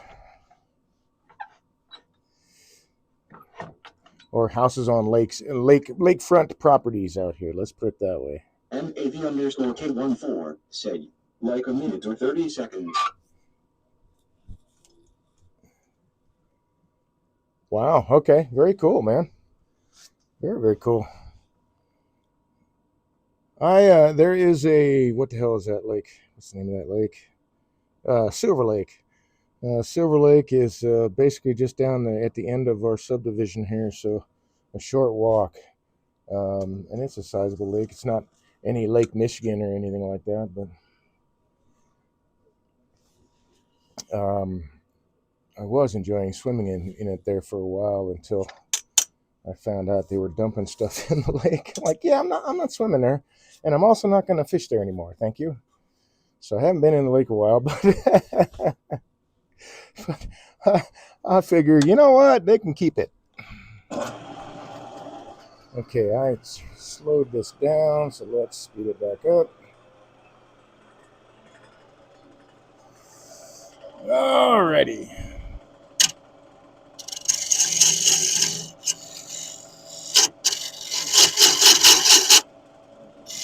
Too aggressive. All right.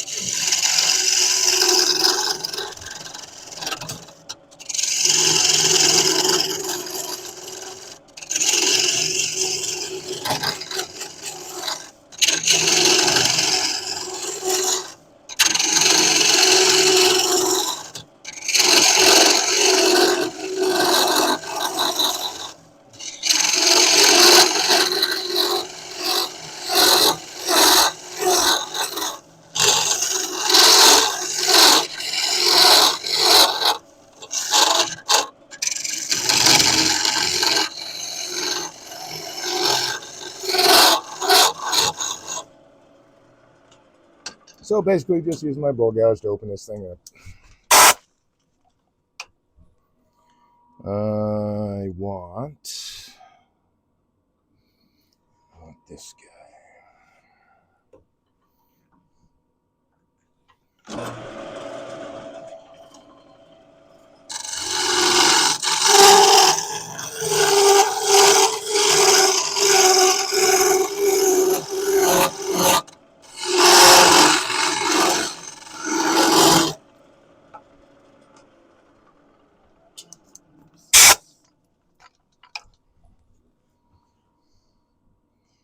Okay. So I want to get myself past the halfway point so that when I flip this around, I don't have so much to go through on the other side.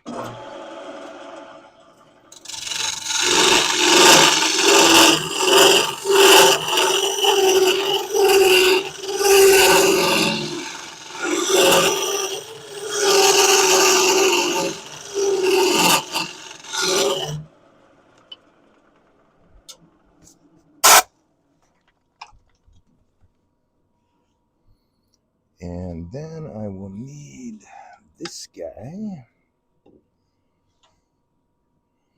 Nope, not that guy. I need a longer tool.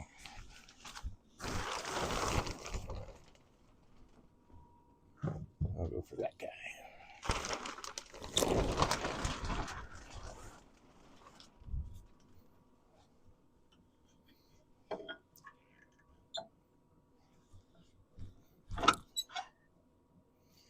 Let's see.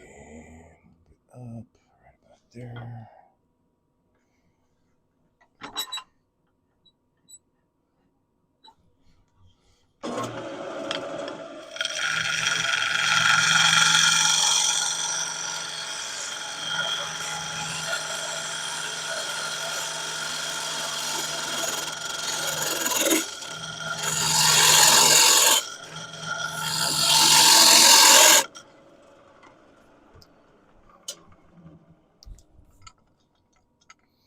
Beautimus. All right.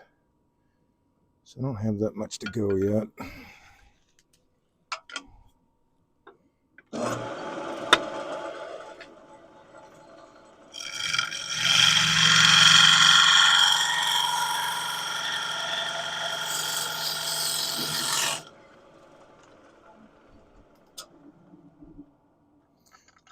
There we go.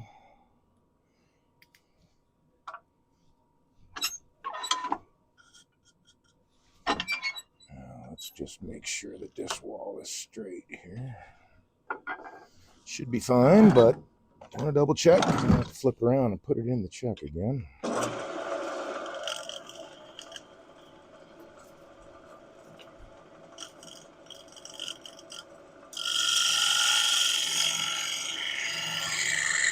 Yep, it's straight. Okay. Who's got the key? I put it away. Resinous. That's the word, Dan, I was looking for. Resinous. Too resinous.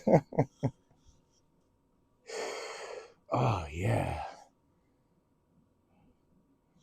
So hopefully the resin in here keeps this in shape, and I'm not going to find myself with a oval body. But I'll work with that too. Okay, again, I got a 1/2 inch wall thickness, so I can put a little bit more oomph on my key there. All right, move that guy down, that guy down, that guy down.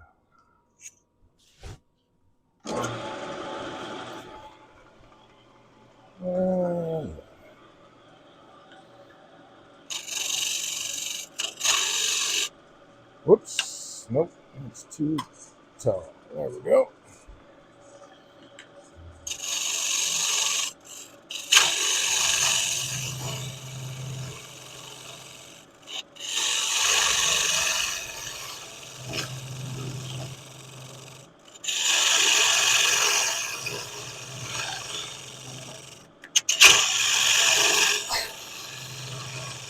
So for these cuts, as I'm hoping you can see in the camera view, is that they're slanted in this way. So I'm taking a cut from further back and coming in at an angle. And I'm getting a much nicer cut than trying to just go straight. And a lot more control.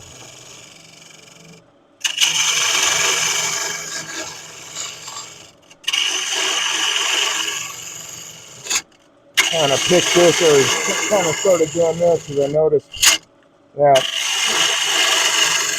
well, I learned when I pick one up, let's put it that way, that when I started working with one, that the Jameson hollowing system does the same thing. You're working at the angles there to get the stuff cut away. It works with the hand tools too, it turns out. 45 degrees is 45 degrees.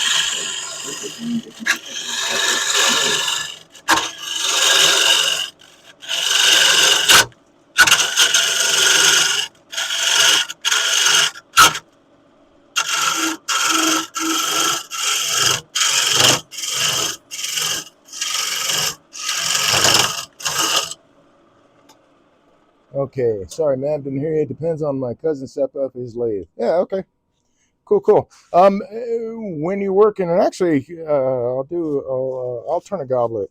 Um, if I'm not turning tomorrow night, I'll turn it Tuesday.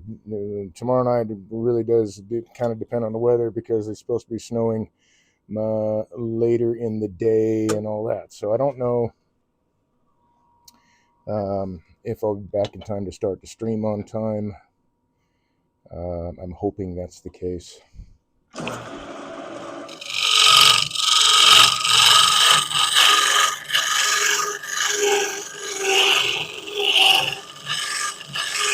And if that is the case, if I can get the stream started on time tomorrow, I'll turn a goblet. I'll turn a goblet to start with.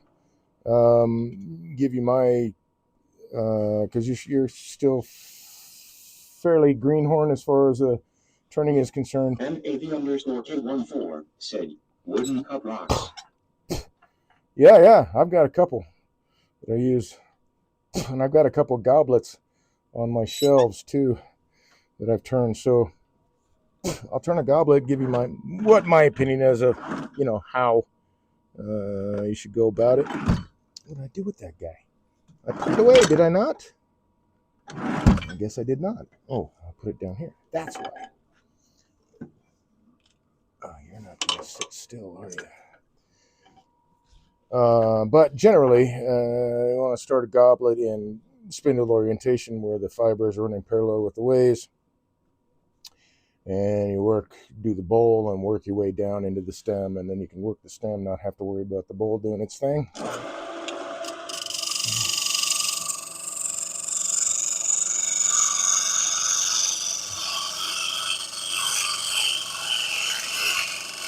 Basically, what I'm doing tonight is machining. This is just basically what I'm doing. I'm machining parts to be able to put them together. Let's see, did that hit the right spot? Do I have? I do a little bit. Okay. Got a little bit of a ridge in there. Not that it's going to matter in the scheme of things, but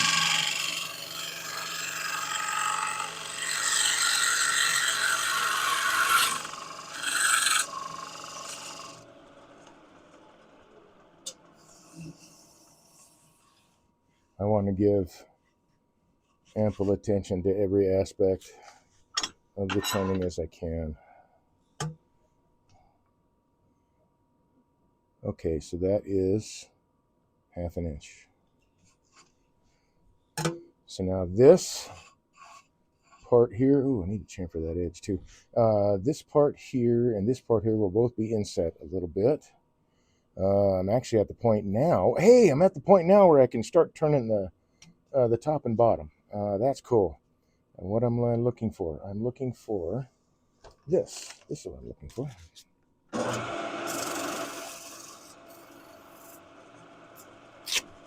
I'm gonna chamfer that edge because why not?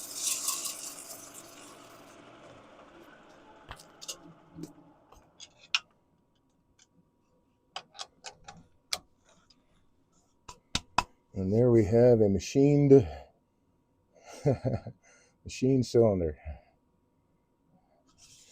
All right, very cool. That's ready to go. I can set that aside. And now that I'm looking at it from above, I'm going to double check.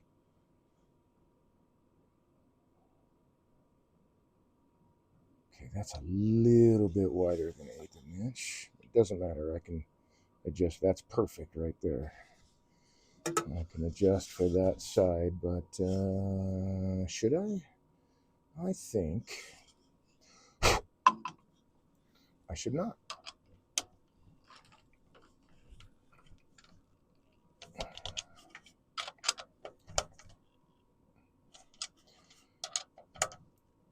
Again, this is my opinion, but it's an opinion based on my experience.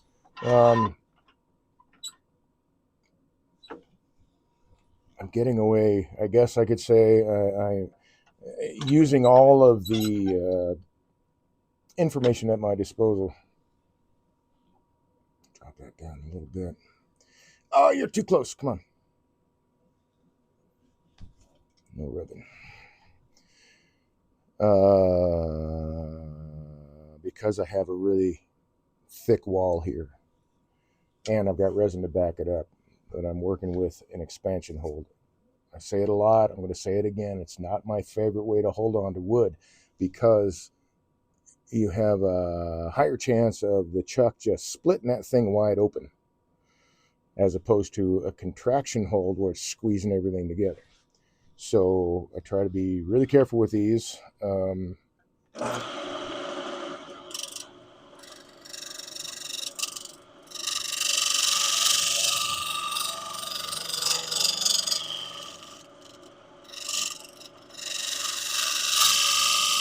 Because a lot can go wrong real quick.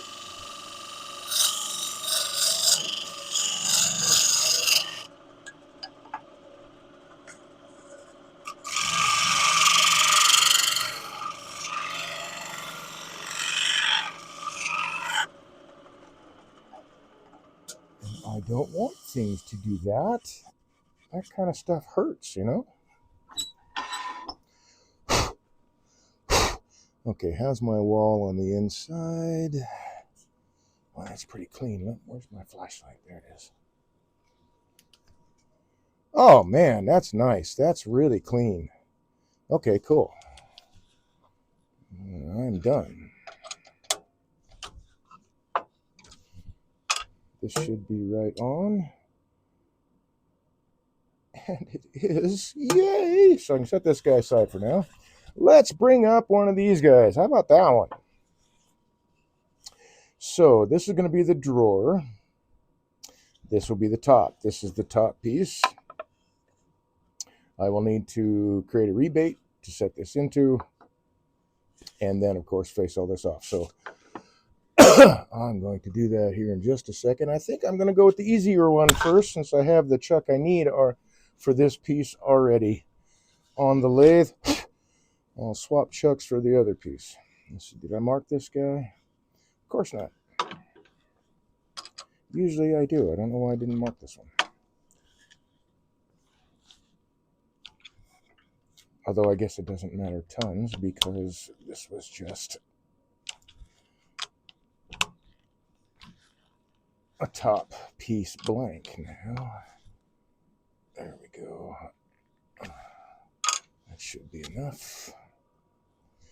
Let's test it and find out. Okay.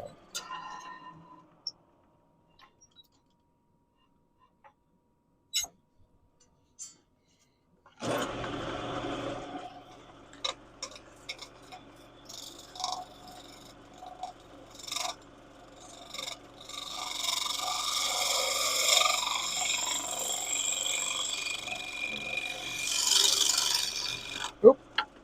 That's why I left my tool rest too high, too tall again.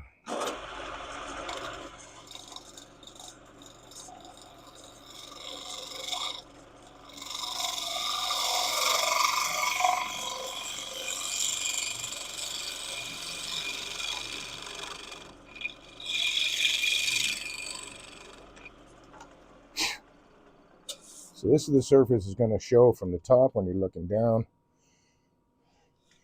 And this burr wood's got a lot of bark inclusion, so I'm going to have to do some sanding here. And am I going to do the sanding first, or am I going to create the rebate first? If I do some sanding first, I only have to sand the outside part here. Okay.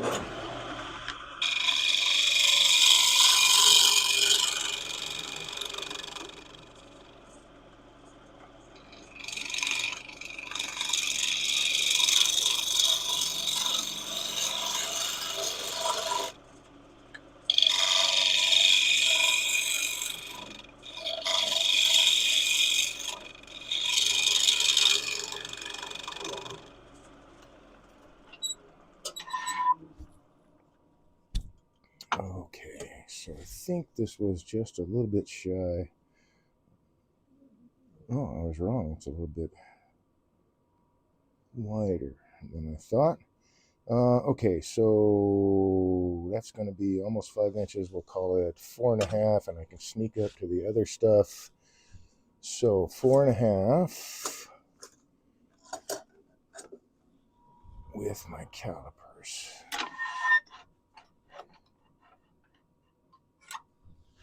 And we need to raise this guy up so this is on center.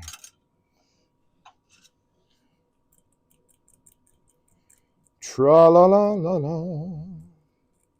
So I'm going to be about 4 3/4 inches.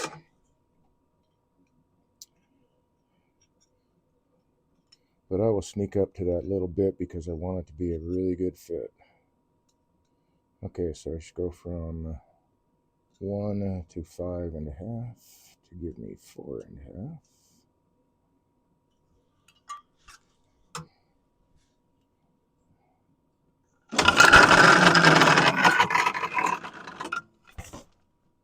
Interesting. Very interesting. Huh. I wonder why that was.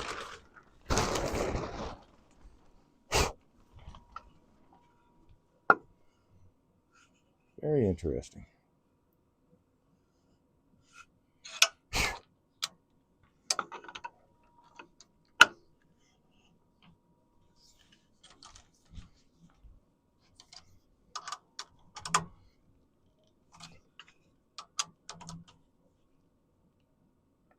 Okay.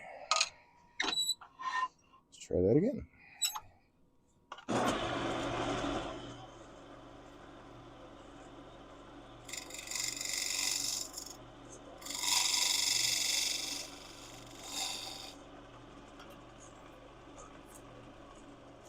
And I'll keep that set for the other one. That's brought up.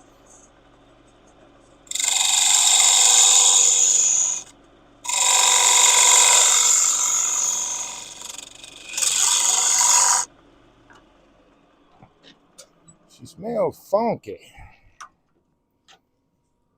Okay, let's see. This was the bottom. This is the bottom. Yeah, we're definitely going to sneak up on it. Try. Oh, 4 7/8 it looks like. So I'm really close. We had 4.5.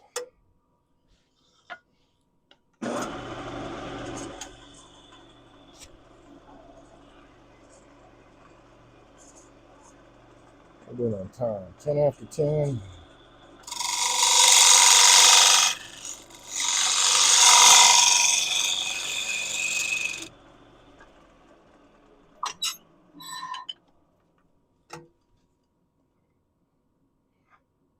So very close. Okay, I think I'm going to take it the depth down just a little bit more. Drop the tool rest.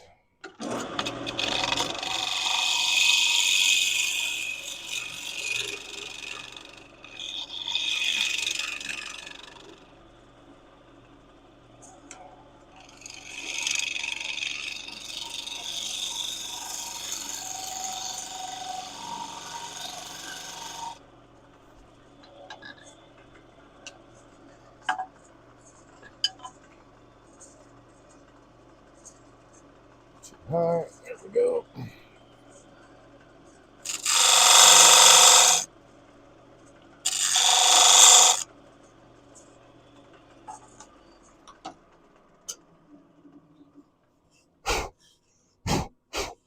Top and bottom.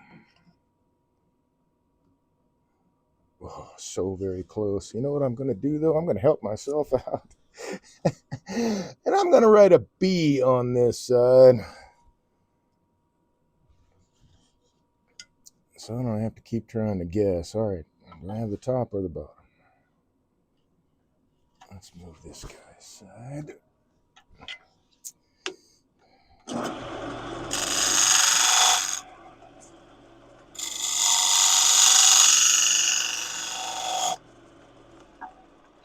Nope, don't need to do that. That will do it right there.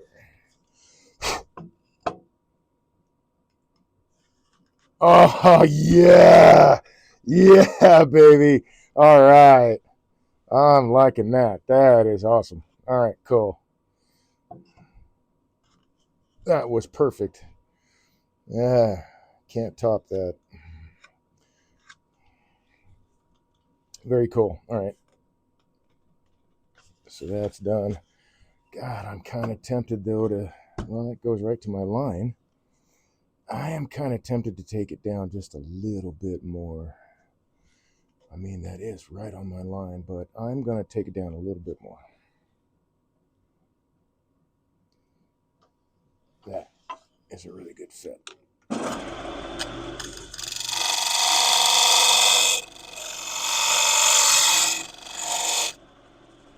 Yeah, that'll do. I need this guy.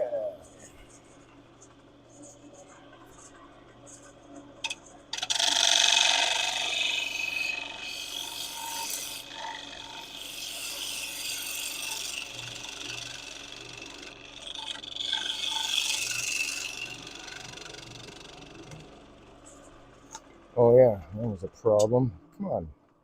I keep forgetting I got my tool rest really high for the other thing. And then I'm working around not having the right height for, there we go. You know, this actually,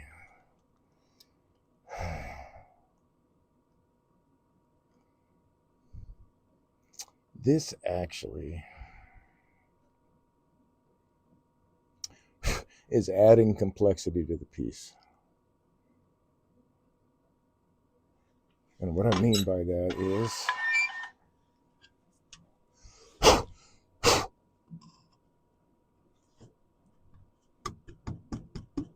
that's beautiful,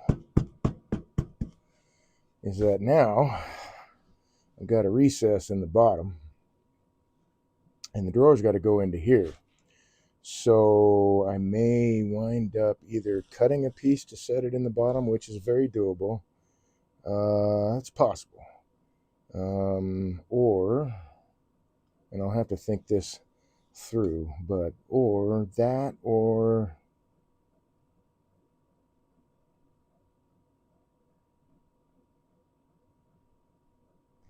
that, or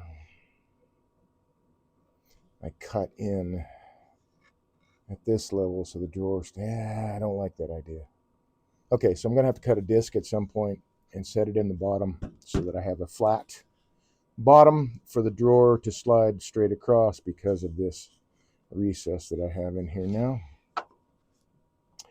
What did I do with that card? Did I take it all the way back? Surely not. I may have.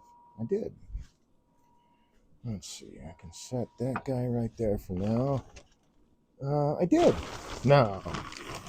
Okay, I've misplaced that card, so I'm going to grab another card. No, I didn't. I did put it away. I just found it. So that will fit in here, and that will tell me, yeah, I'm pretty flat. Very good. Very good.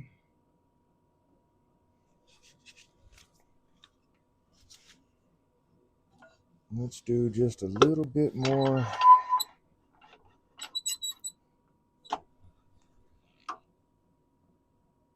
refinement.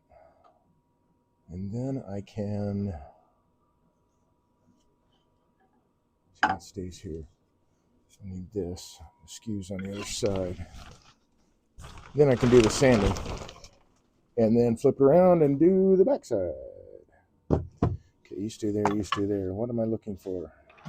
Help me, Rhonda. Help me, Rhonda. Skew. Let's give this guy a shot too. Let's see, do I got a burr on there? I do not. Put a burr on this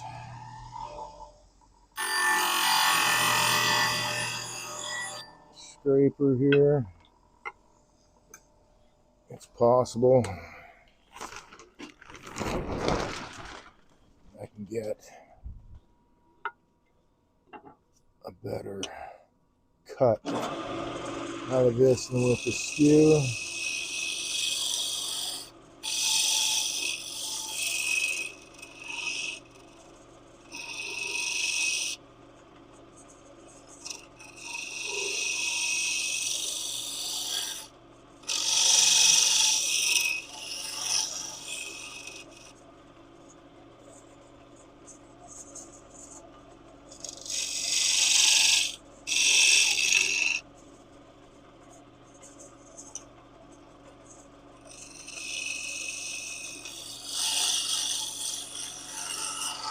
And maybe, just maybe, not have a whole lot to sand on the inside. Actually, I don't think I need to sand it at all, because I'm going to have to put that disc in there for a floor, so at least I don't have to sand this part. Okay, so that's a square corner now. I just need to sand the outside here. Kind of looks punky, doesn't it? But it's pretty solid. Just burl wood. Okay, we start with this guy.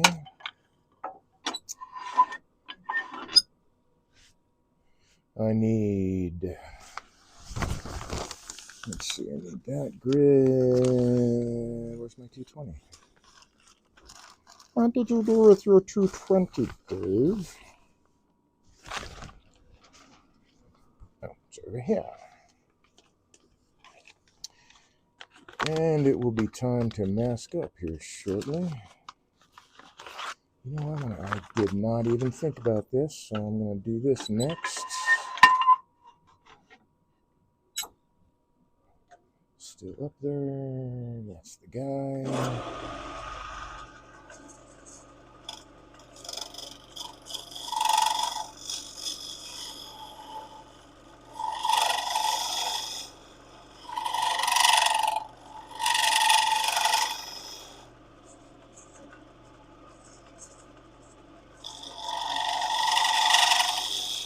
Cool things about scrapers, about a burr on a scraper, a burr on any tool, really. It doesn't care which way the grain goes. Ooh, I gotta take it down even more. Okay. Okay, I guess I got to go with this guy. That must have happened when it bounced off the lathe. That's a bummer.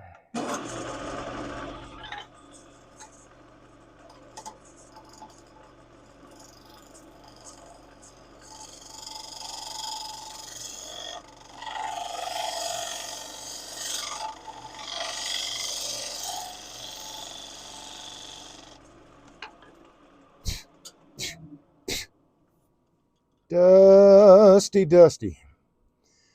Which means I may need to take this down just a little bit more, maybe. Maybe. Oh, man, seriously? Oh, it's such a drag. Okay. Oh, you know, I'm actually going to round that corner off anyway, so that doesn't matter. Okay. So let's move this guy over there, and this guy over here. And we don't need a router to do it. It does help if your tool rest is in the right spot. Ooh, you know what? I'm going to have to use a router because this is oval. But I have a router on my Dremel, so that'll work really, really nice. And I think, you know, I'm going to have to get that out of the box and everything. So we'll hold on to this. Let's double check. There's my B for bottom. Okay, where's my ruler dude? That's not going to work.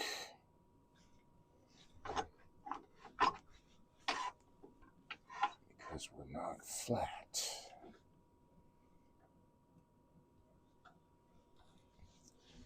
All right, move that over there so it doesn't fall off the lathe.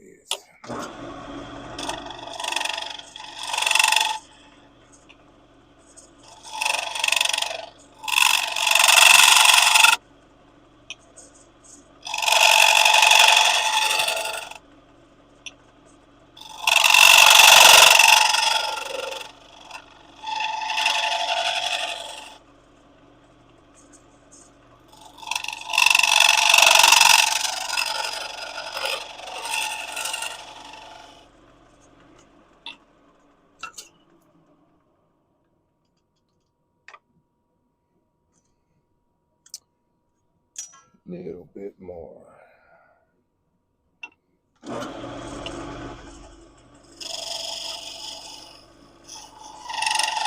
I'm just using a really, really light touch. I just need the burr to make contact.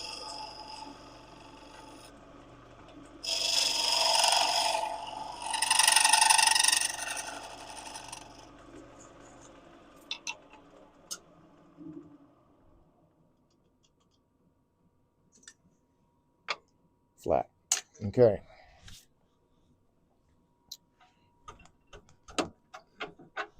Oh, it's making lots and lots of dust. So I'm going to have to put my mask on.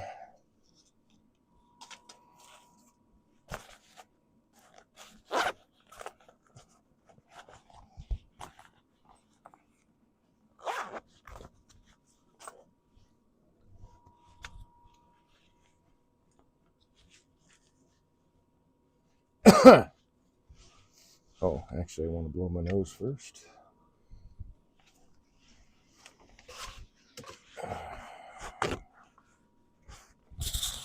Kill the mic for a sec.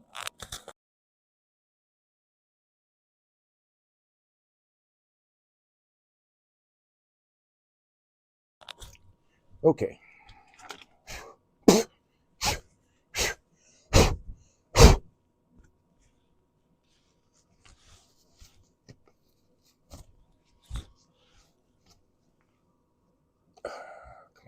Wrapped up there. Oh, that's because I also have a bunch of this stuff all over my head.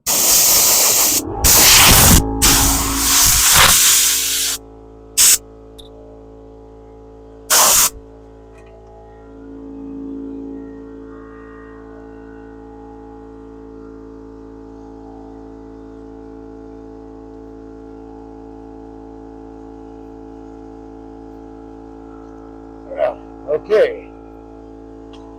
So, let me move that, move this, get that guy out of the way.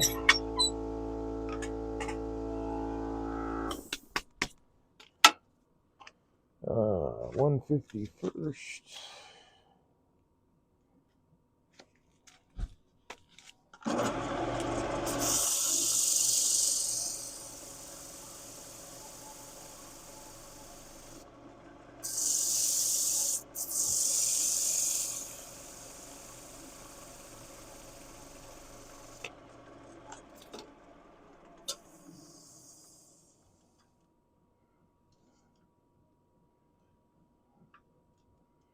Okay, not bad, not bad. Very cool. Where's my guy?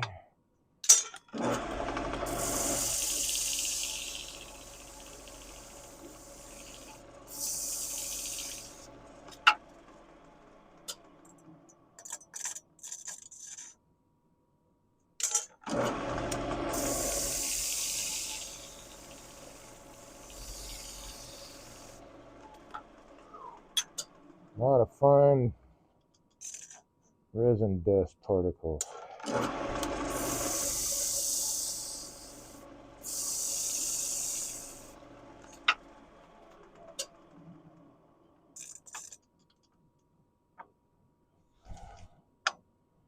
Cool, man.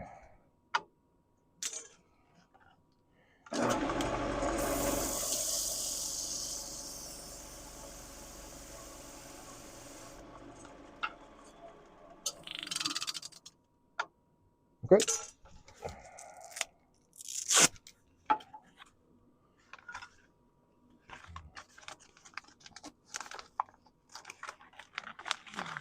Now the 220.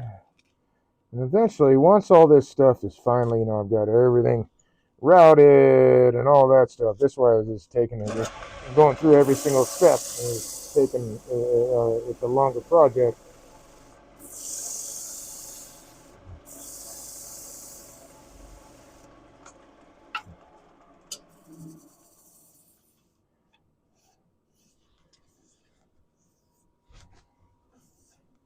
And I'll have to go really slow with the router on this resin, but that's okay because I can also, excuse me, I'll have to sand it all by hand. That's okay, not a big deal. It'll just take extra time because this is an oval.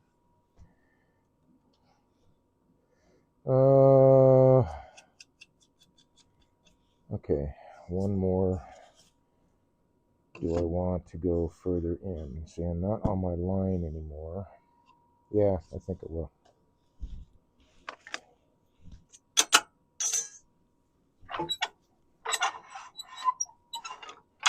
Man, that's a lot of dust. Okay, there we go.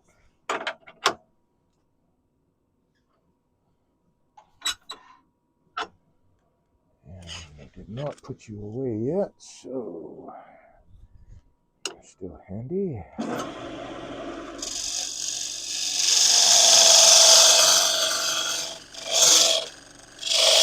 That should do it right there. Oh, you know what? I didn't think about that. Wow. That's something I could have done. Be really exacting, but I probably could do it. And that is just to cut a groove in there instead of having to cut an extra piece. But that's all right, man. Next time.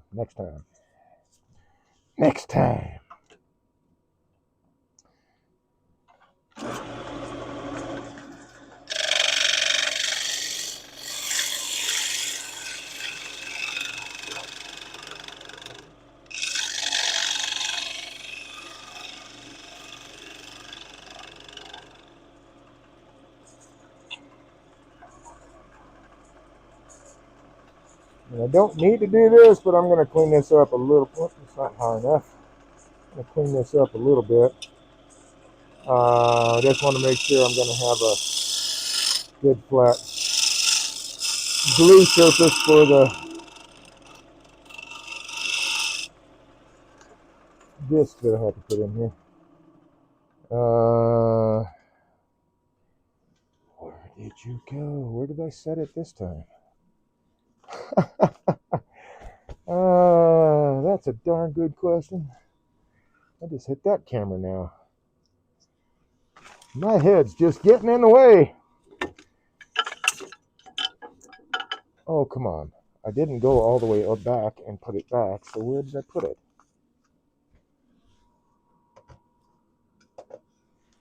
Did it fall down? Yes, it did. Good. Okay.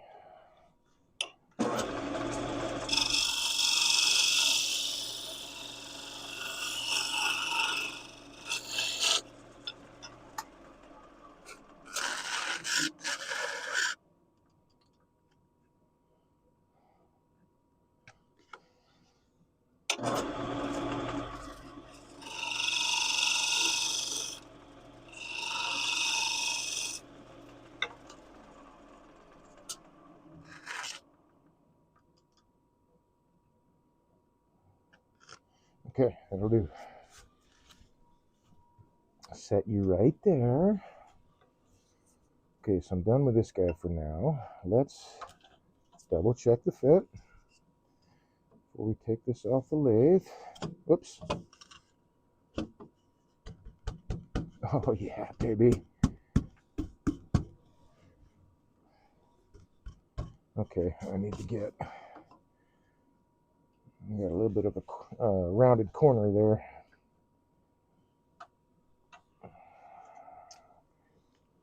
No, let's not go with that guy. Let's go with this guy.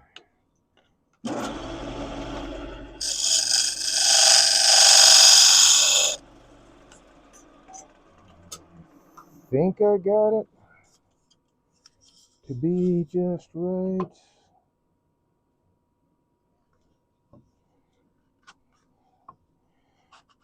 Okay.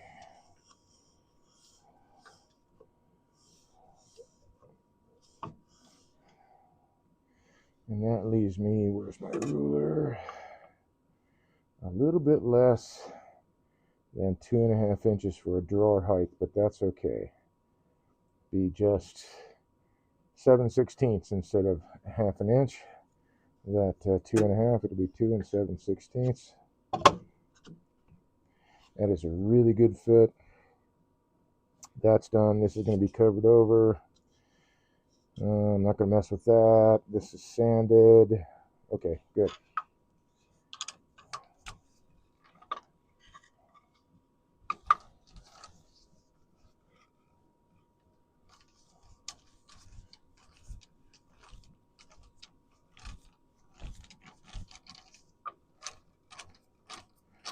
I don't know if this chuck will work for this. Nope. Gonna have to get the bigger jaws. But since I have to take this chuck off the lathe, we're gonna swap to the other different chuck. I gotta clean this thing out apparently, because it won't close down very easily. So let's move this guy aside. Oops. Ooh, almost dropped it.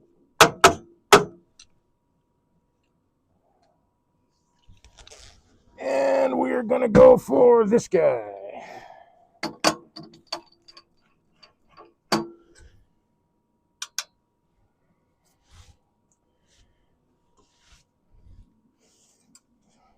And this guy. Different key. Hey, I don't actually need the mask right now, so I'm going to take that off. Oi! And put it back in its bag of holding. 10:36. So we're getting close to wrapping up. I'm going to create a recess here for the top part, as well as my idea, as well as I'd like to put a recess on the other side, just a slight one for the actual grinder mechanism.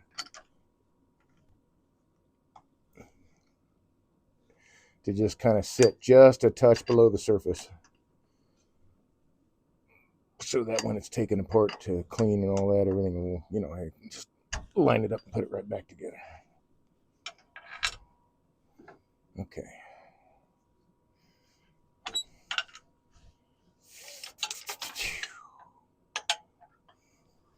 Let's not lose that guy, and let's move that guy. Actually, let's move this guy.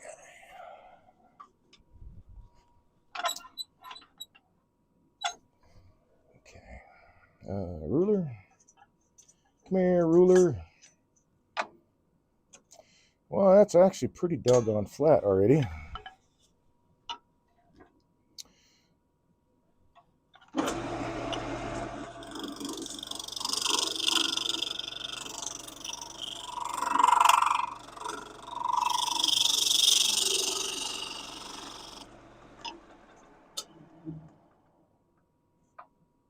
Yeah, ain't getting any better than that. Okay. That's the bottom. This is for the top. We need a measurement here.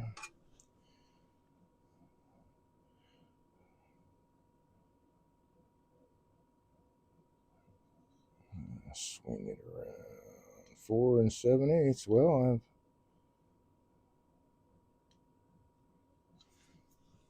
that works for me. Okay, so that means that my calipers will work again.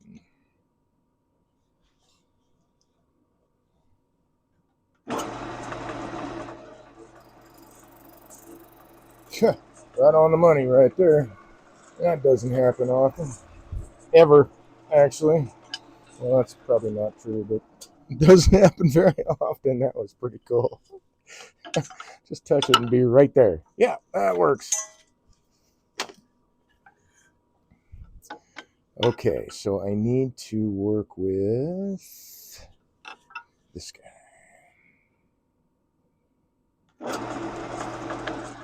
Oh, not yet. Drop the tourist. Okay.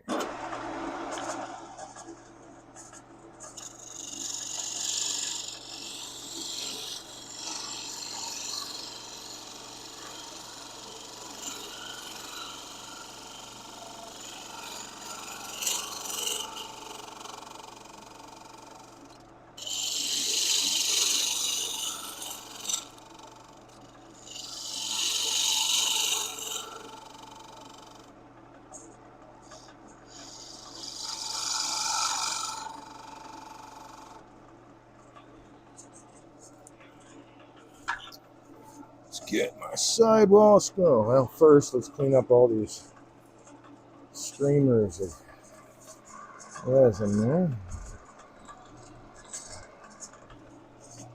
And I've set you somewhere. Where did I move you? Did you fall off?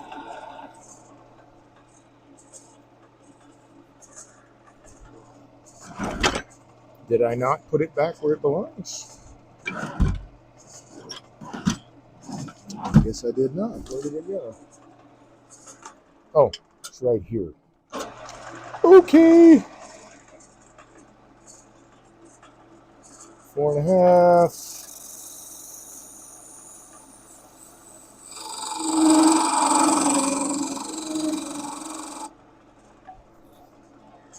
Ugh. It's the only thing I don't like about turning resin. These long streamers, it's plastic.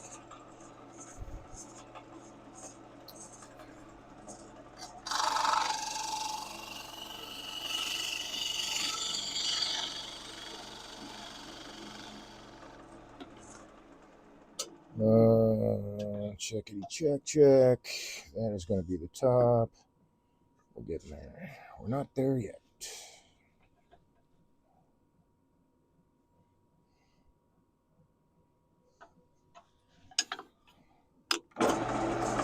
So you can imagine on any larger project, especially one that if you're going to have multiple parts to it, like this is, there's several different parts, machining, because I didn't want to use flat wood, boards.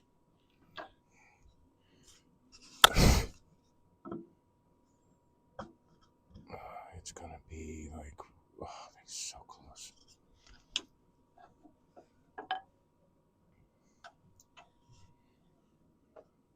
For one, man, like my whole shop is pretty much set up for turning right now. It's winter, and if I want to do any of this outside, it won't be tomorrow. It won't be right now.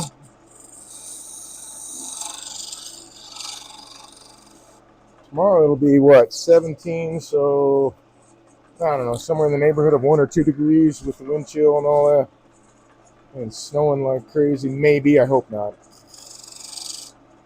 I really hope not. We'll get some snow, but I hope it's not anywhere near what they, at least not for this area. We'll see tomorrow.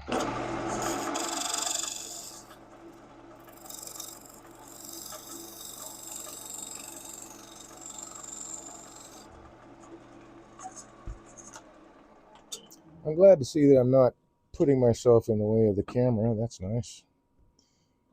Man, that's just really close. I'm getting there.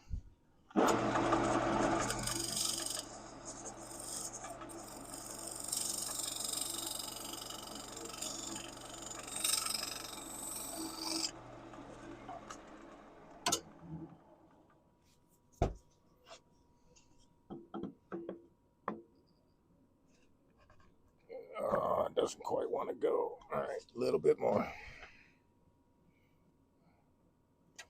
I mean, it's just a hair.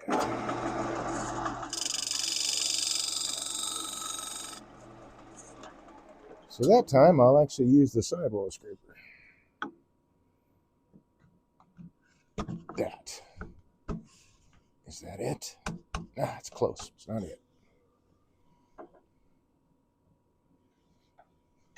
And just sneak up on it going sideways.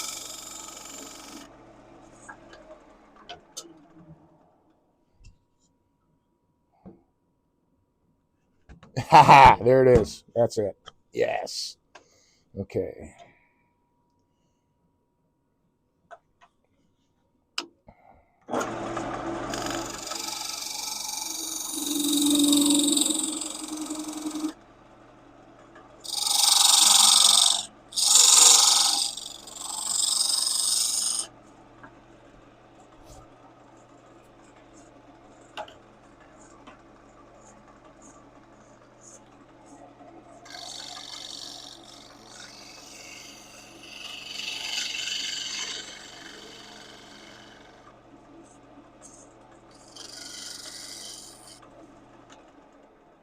Chamfer that edge a little bit. Let's grab this card. Oh man. Yeah, that's flat. Cool. Cool. It needed to be flat, and it's flat. Now, did I get down to the line? Not that that matters. God, man, that is such a good fit. Oh, perfect. Yeah, that's going to be great.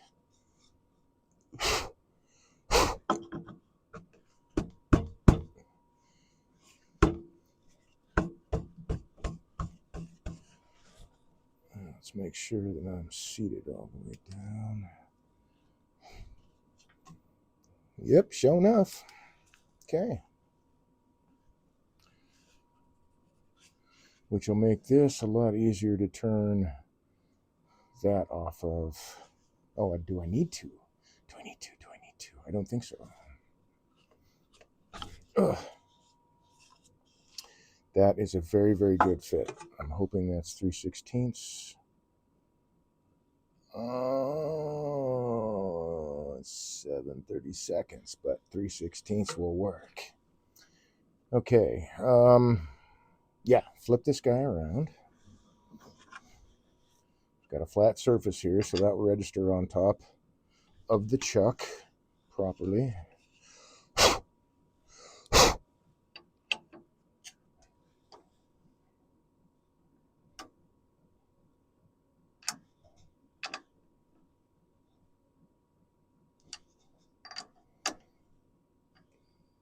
Quarter to 11. We're doing all right. Let's see. I think I'll take that up just a bit. You know, that looks pretty good, but it's kind of rough. Okay. And how are we doing here? I think I will swap for a sharp tool.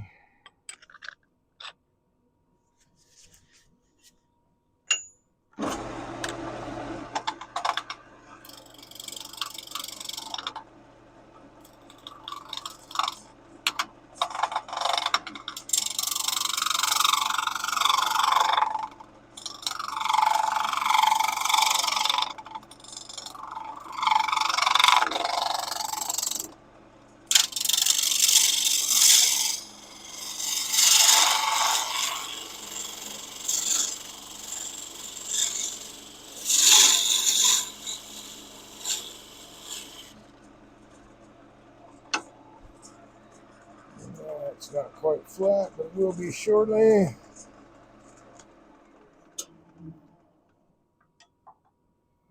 Oh, I didn't know there was air bubbles in there. Okay, I'm going to have to do a little bit of resin work here. There's air bubbles in this piece. That is a bummer, but easily fixed. It'll just take a couple of days. Okay. That's up high enough, I think.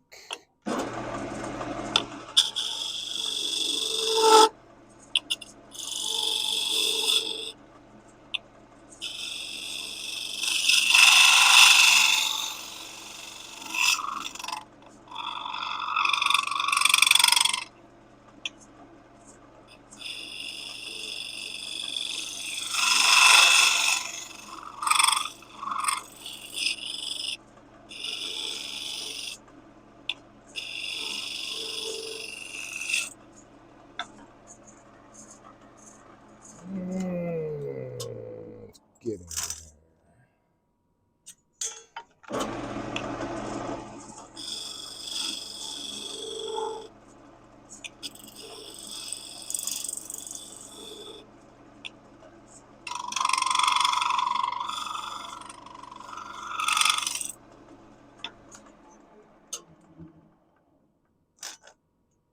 Okay. All right, so I'm still going to sand this guy, but I'm going to wind up filling these holes in with resin and having to turn this off again. That's okay. All right, let's make that recess for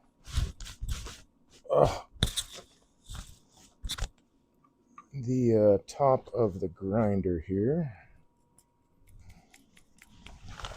And I forgot to get a measurement on this guy, so I'm going to have to bring this piece out.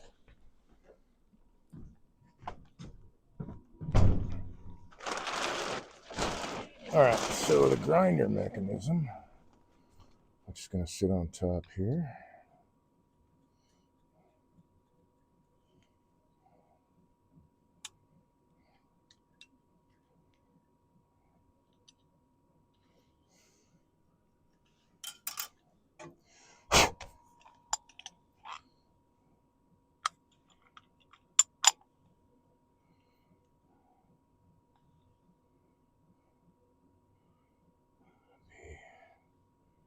To there.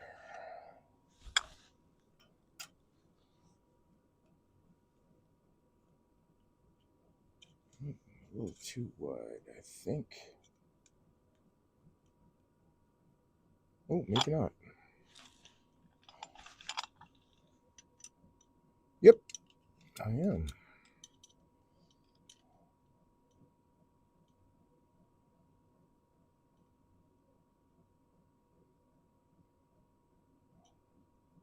All right, so I'm going to turn it down a bit. Let's see, I need to set this somewhere that will stay clean. Right there.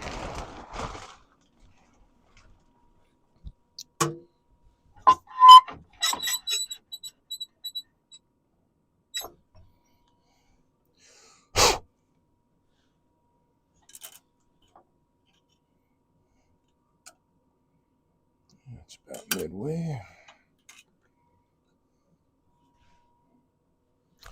I want to make sure I did not go the wrong direction with the calipers and opened them up instead of closed them down.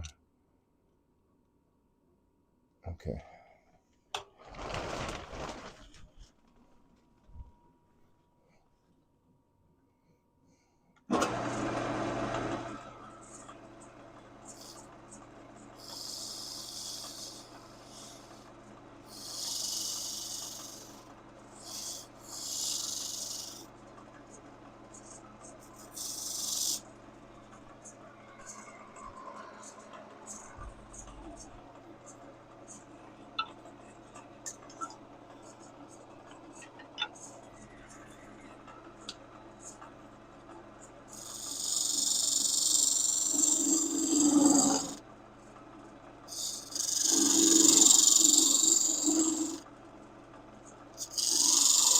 And really, I'm just putting it out just enough to be able to sit it right down in there. And it's seat. I don't need maybe a 16th of an inch, maybe. Is what I'm going to shoot for.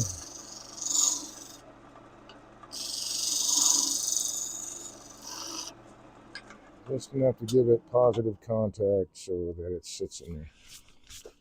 I don't want this dancing around.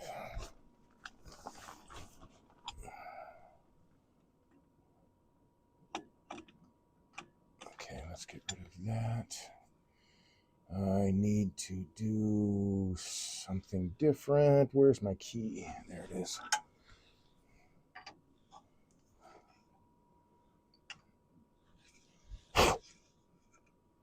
Yeah, it's got to come out anyway. Let's see, I don't need to fill that. Just this. Okay. This is the part where I'm changing chucks again, I think.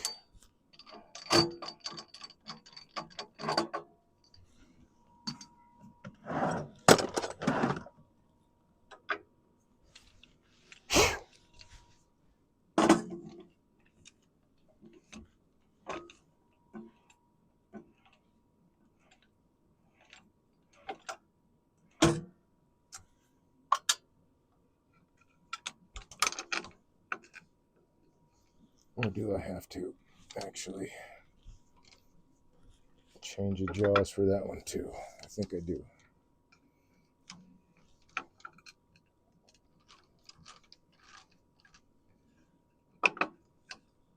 Because that's as wide as that goes. All right, so I got to swap the jaws out, and I've got to clean this chuck anyway. It's getting very, very hard to open and close it. So I'm going to have to break that chuck down. And since we are near the end of the broadcast time, I'm going to go ahead and wrap it up for this evening. So I just have this little bit to finish off. But what we have here so far, this will be the bottom plate. That's the bottom. And then this would be the top plate.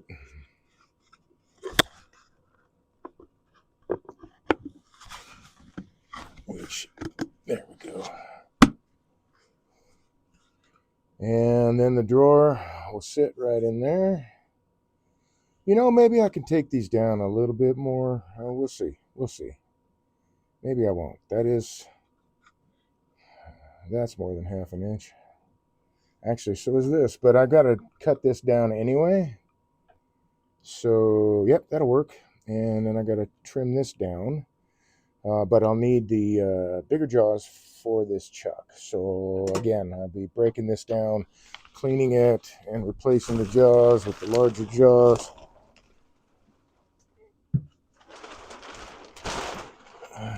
Excuse me. There we go. Well, hopefully tomorrow. We'll see, like I say, with the weather and all that, they're saying might be coming in this general area. But again, I've looked at 4. I don't know why the weather services can't agree, but weathermen and all that do have the National Weather Service as one of my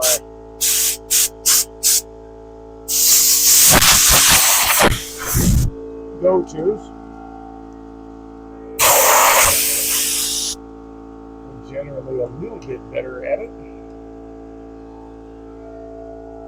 I don't know why they don't all agree, though. That's just really weird.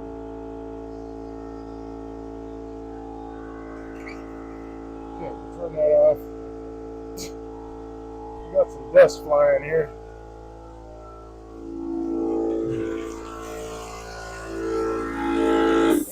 And I want to go ahead and turn that off.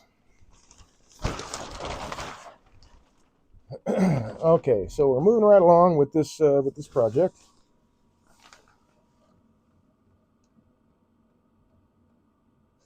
And hopefully, sorry, I'm not in camera view anymore.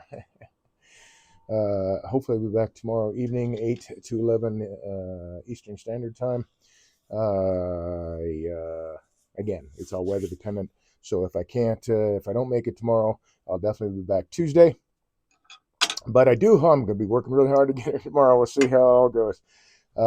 Anyway, that's where we're at with this. So I've got, a little bit more work to do. Got to make the drawer. Got to finish that little recess for the grinder mech. Get everything fit together. Got to turn a small disc for the inside where the drawer can just flow straight across as opposed to where that recess is at. So just a few things left to go. Things take a little time. That's how it goes. Especially when you're only working on the project a couple hours at a time to be able to stream it. So Anyway, I want to thank you all very much for your support. I hope you stay friendly. I hope you enjoy the rest of your evening. Thanks for joining me this evening. I hope you're back tomorrow night. Again, if not, I'll be back again next Tuesday, and we'll continue on with this project. Thanks for joining me, folks. Hope you enjoy the rest of your evening. Good night.